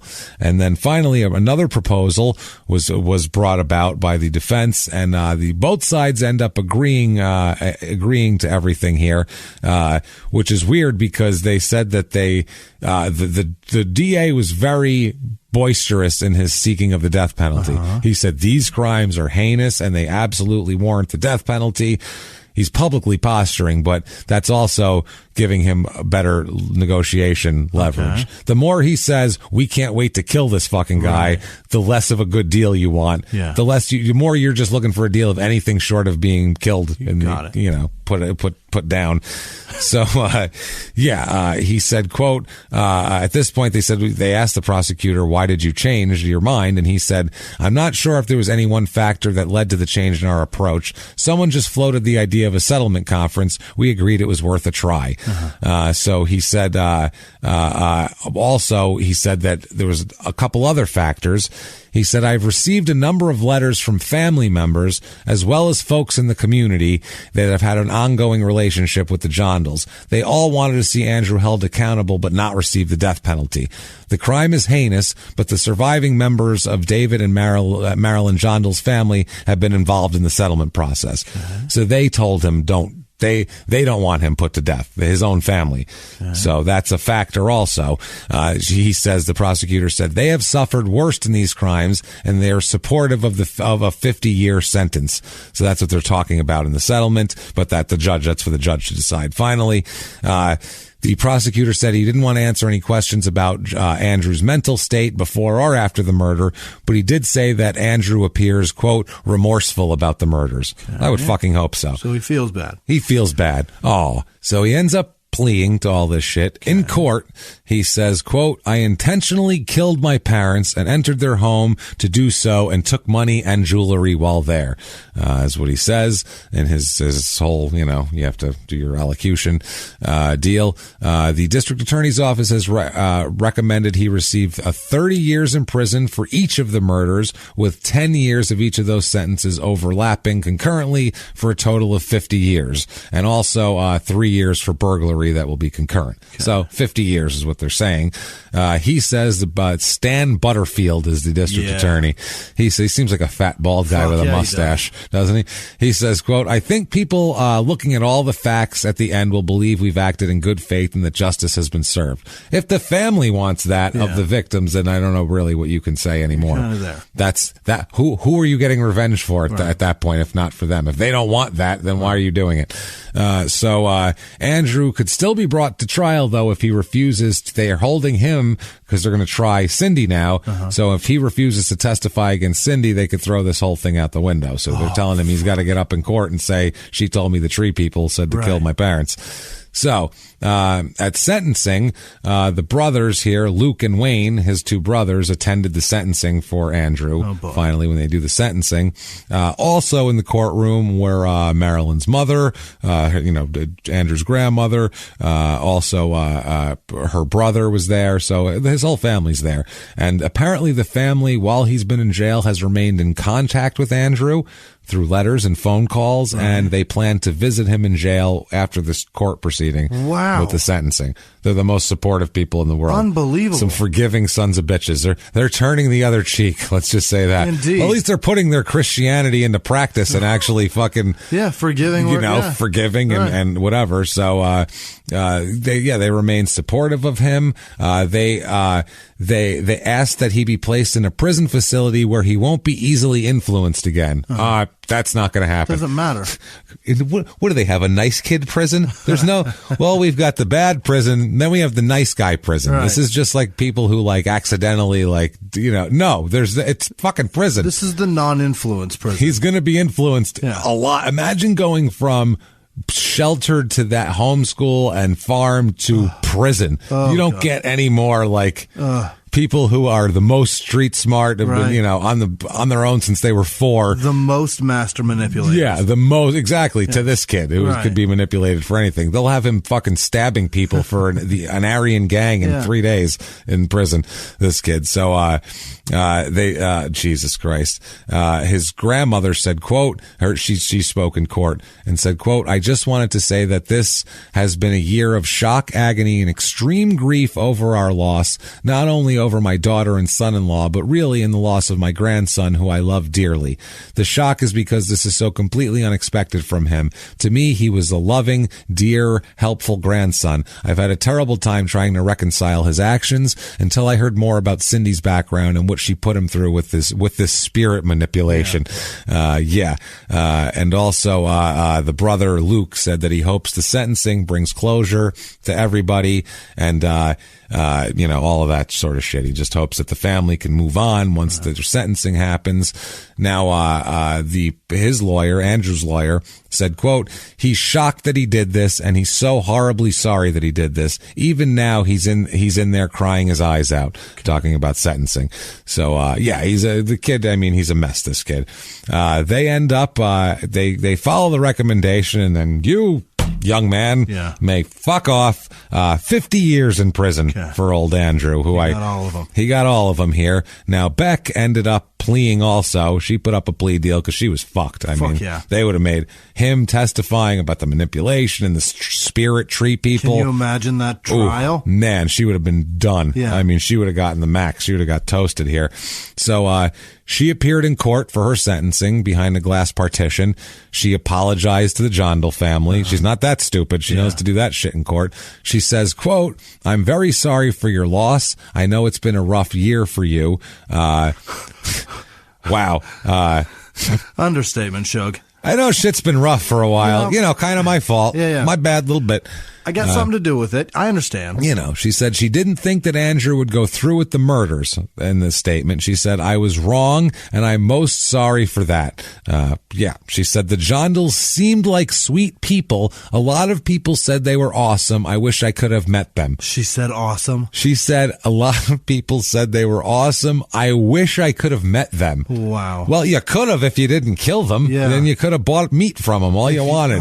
If you didn't encourage the son to get rid of them. Christ almighty. So the judge hands down, you, ma'am, I don't like this lady. You, ma'am, may fuck off. 20 years in prison for her. That's pretty good. That's pretty good. I mean, she didn't actually do it, but for that tree spirit shit and getting this kid to kill his parents, she deserves 20 years. Absolutely. And he deserves 50 for fucking bludgeoning his parents to death and hitting his dad in the face with a sickle, for shit's sake. I'm certainly on board with those sentences. These are all fine. Now, in an interview after this is my favorite thing in the whole story, and better than the tree spirits.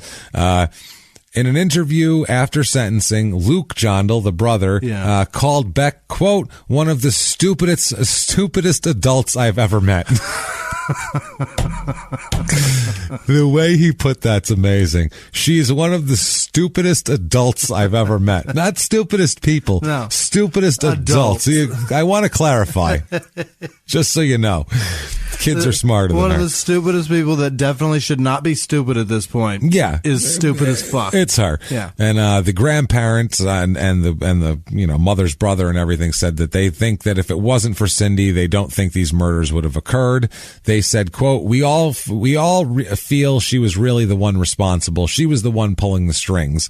They said, quote, this wasn't Drew.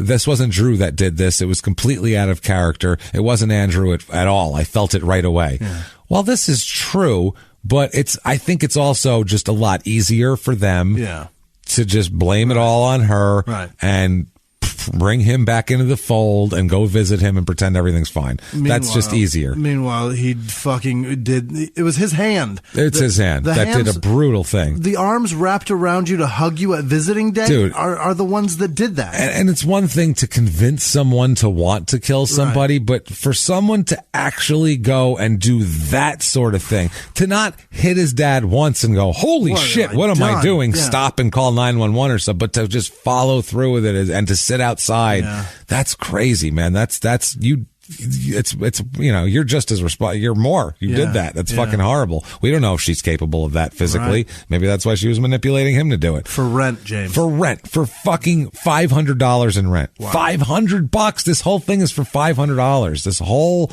everything $500. It's crazy. In the short term. And long term. Long-term? Farm. Whole farm. Whole farm. Jesus. Well, third of a farm anyway. Yeah. So, there's two other brothers. Right. So November 2012, you think that Cindy Lou is a bad person to begin with. What did she do? Let's find out how she's worse, okay? Oh, God. November 2012, a child comes forward. In 2012, and Cindy Lou Beck ends up pleading guilty while in prison for murder. Yeah. She pleads guilty to 2 counts of first-degree sodomy, admitting to sexually abusing a boy under the age of 16 for a 3-year period, starting in April 2007 and ending right before she met Andrew. Oh, my God. So she molested a boy under the age of 16 for 3 years and then met Andrew and was like, all right, well, he's close enough. Like, he's, like a child. Yeah. So this is good enough for me. So then the kid didn't come forward for years? The kid didn't come forward until 2011. Jesus. And then they did an investigation. And then in 2000, I think they had time. It wasn't like she was going anywhere. So they ended up charging her then finally. And she pled guilty to 2 counts of first-degree sodomy. And she is sentenced for that. You, ma'am, may continue to fuck off for 16 more years for sex abuse. Holy shit. Of a minor. So...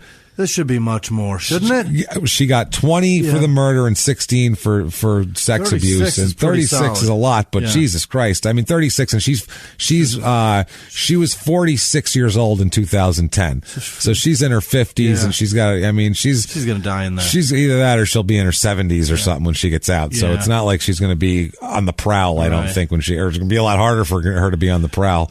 A 75-year-old lady with a goatee is a little harder to pick up a dude, a 20-year-old or a child for that matter. She is sent to the Coffee Creek Correctional Facility in Wilsonville. That's where she is spending her time. Look up her goatee. It's glorious. Is it? But that is Dallas, Oregon. Wow. The end of the Oregon Trail, everybody. There it is. The fuck did we just do? Dude, was this one of the weirdest cases ever or what? Weird as what have we done? What have we done? Jimmie, what have we done? I feel culpable. Dude, I read this story and I'm like, is this for real? What the fuck? Spirit wood trees and wolves and pictures? How do you do that to your parents in the first place? But how do you do it based on a ficus and a wolf? I'm blown away by this whole story. But this was one of the weirdest stories we ever. This is small town murder. Yeah. People move from the big city. This is like a movie. Yeah. This is a weird horror movie. Yeah. Like people move from the small town. Man, we're leaving it behind. Right. I'm not going to have that corrupting influence of this around my kids. Going to move to a farm in the middle of nowhere where we're safe. And then your own kid fucking murders you. This is for rent money to live with some crazy lady who yells at the neighborhood children. That is insane. That's Dallas, Oregon, and Cindy Lou Beck and Andrew Jondal and poor David Scott and Marilyn Jondal. Those poor people. I feel bad for those people. They seem like nice people. It definitely didn't deserve to die. That's horrible. If you think it's horrible too, you know what you can do? You can go to iTunes. You can go to iTunes or Apple Podcasts, that purple icon. Give us 5 stars, damn it. And, it doesn't matter what you say. Just tell us. You can say you're following instructions. I'm following directions, and we don't care. It doesn't matter to us. It's just, drives us up the charts. That's all that matters. You can go to shutupandgivememurder.com for all your small town murder merchandise needs. Remember, the leggings are up, everybody. The leggings are here. The leggings are here. So go get your leggings and mugs and shower curtains and all that good stuff. Also, get your tickets to upcoming live shows. There's one on the calendar right now. We have a whole bunch more we're going to announce later on, but the one on the calendar right now is February 21st, West Palm Beach, Florida, at the West Palm Improv. Get your asses down there to that. Also, while you're on there, you know what else you can do? Follow us on social media while you're there. What the hell?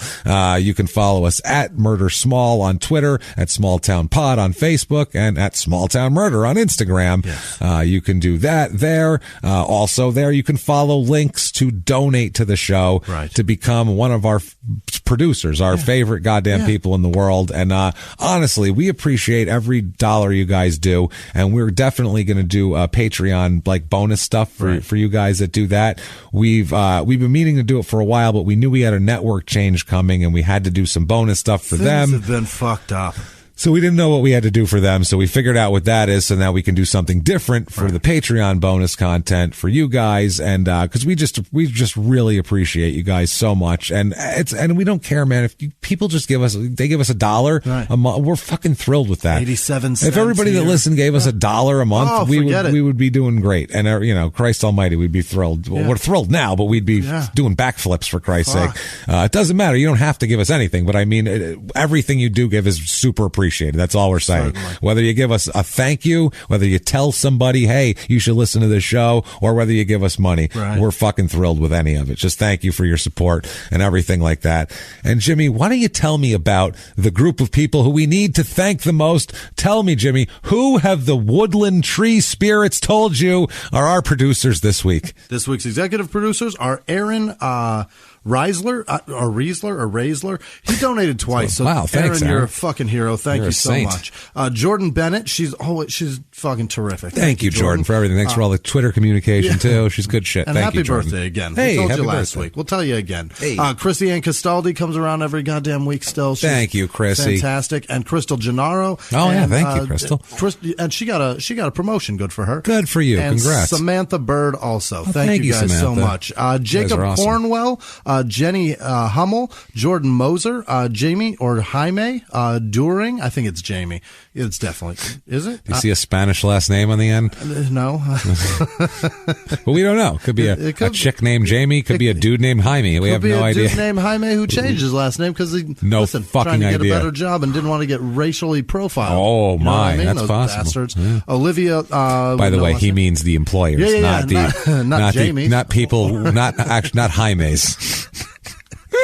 Olivia with no last name, Janice Hill, Chris with no last name, Leah Kelly, Bill Szynski, Talina Johnson. She's been around for since thank you 2 years, I think. Jesus, thank you. Rick McAlpine. That's it. Or McAldine. Damn it. I think it's Alpine. Louise Rayfield or Lewis Rayfield. I don't want to assume anything. Listen, it could. Hey, it looks like Louise. There's I think it's E. Luis. I think it is. Yeah, or Louise. If there's an E, Louise. Yeah, that's Louise. And thank it's a you, woman. Louise. Yeah, Faye Ferguson, Lauren Benner, Keith Cole. He's been around a long time. Also, thanks, Lisa with no last name, Vanessa Kors, Ashley Collins in Colorado. Her mom Lisa is battling and kicking breast cancer's ass. Good for her. We're rooting for her. Good for you, Lisa. Keep going. Peter Cantor, Noah Chapman, Sharon Langany, right? Langone? I think it's Langany. Okay. John McTaggart, Taggart, like in Beverly Hills Cop. Yes. Rachel Stora, Paige Stupinski, Cara Herwig, Chase Pickenpaw. That's a... Well, it's like Peckinpah. Yeah. The director. Yeah. Same family. That's the guy. Peckinpah. Made some good movies. Rachel Newton, Martin Ramsauer, Paul Ruest. Thanks, Paul. Paul again. Thanks, brother. He's a good dude. That Definitely. guy's fucking fantastic. We appreciate I like him. Melanie Tomei, Samantha Anderson, James Stokely, Amy Hines, Jen Stevens, Molly Hewitt, Lee Stevens, or Steffens, Ashley Vio, Gary Lester. Ashley's she's here every week too. Yeah, Chris you. England, Jesse Hartman, every damn week. The guy's a fucking hero. You guys are awesome, that man. Thank you guys. Holy shit. He wanted to have drinks. He was just in town, by the way. Oh shit. When we were I remember that when we were in Seattle. He's like, I'll be there the day you're gone. Like, damn it. The only time you can't. Yeah, the only time you'll be out of town. El Madonna K. I don't El Madonna and then K. Okay. No, it's not spelled out. Appreciate you. Jamie Singh or Singe. I think it's Singh. Sean Hartley, Joseph Kenny, Ace Murdoch. That's a bitchin' fucking name. That's a fighter pilot name. Iron Tree Craftworks, Tracy. Ace Murdoch. Tracy Rector, damn near killed her, right? I think That's so. The joke. No, Ace Murdoch Rector damn near killed her. Damn it. Robert Lizuski, Stephen Greger, Simon Sheed, Joanne Music, Brendan Abels, again, dude. Brendan, thanks, brother. Thanks, buddy. Yeah, Stephen Rude, Rick Bowersocks, Thomas Smith, Brittany Hydorn. I've called her, so her name is Norma, and I called her Norman because I'm a piece of shit. Sure, an asshole. So I'm sorry, Brittany. Jed Warwick, Eric Langenecker, Jonathan Nichols, Gary Howard, and he sent gifts. Thanks, Gary. Appreciate you, Definitely. buddy. Carrie Lippard, Haley Marble, Bethany McGee, Margie Coonsey, Nikki Cofill, Rachel Fanguy. Okay. Yep. Leisha Sincox, Matt Dietrich, Monica Bingham, Tara Jenkins, Megan Louise Hest, Lauren Demarath again, Ted Cyrus again, Aaron Ishik. Fucking, that's too many. It's too many. Thank you, Aaron. You know who you are. Kim Hodgkiss and Justin Miller. You guys, thank you so much. And Candace Kennedy sent a box. Yes, thank you, Candace. So much shit. That was really cool. Really appreciate Thank you, guys. Thank you for that. Also, want to thank, shout out to our wrestling buddy Cassius Ono. Yeah. There of NXT, WWE NXT. Great, too. Who always hits us up when we do wrestling episodes and gives us some good inside knowledge and just is a funny fucking guy that we really dig. So support that guy. He's a badass in the ring too. Isaacs He's fun. is doing great too. Yeah, good for him too. Yeah, the couple guys we really like. Couple dudes that wrestle that dig what we do. We like wrestlers. And love hearing from them. We always end up liking wrestlers, whether him or Colt or we like wrestlers. They're usually good dudes, and we like them. So thank you to them. Thank you, everybody, for all of your help and all of your giving a shitness about us. It means the goddamn world to us. And what if you meant the world to somebody out there, Jimmie? How could they tell you that? You can find me at Whisman Sucks, WHISMAN Sucks on Twitter, Instagram, and Snapchat. And you guys are truly some of the most engaged and give a shit people on I Earth. would say. And thank you guys for everything, for communication, for being a part of everything that we do. I appreciate it. Where can they find you? Thank you. You guys, you can find me at Jimmie P is funny, or just copy and paste my last name from the show description if you want to find me other places. But it's true. You guys are so goddamn engaged. Like for the Dirty podcast on Patreon, they're the ones that are not safe for work. We're one of the highest, not money wise, but patrons, like people that donate, people that give a shit. That's all. We look at the number of people who care, not the amount of money. We're like, that many people give a shit about us? That's incredible. That's the best part. And there, and like iTunes reviews, Small Town Murder was number 2 last year in 2018, most reviewed podcast on fucking iTunes in America. You guys are a part of this. You own this show, and it shows. And that's why we do what we think you like. And it shows for you guys. So thank you for everything you guys do for us so goddamn much. And until next week, everybody, it's been our pleasure. Bye.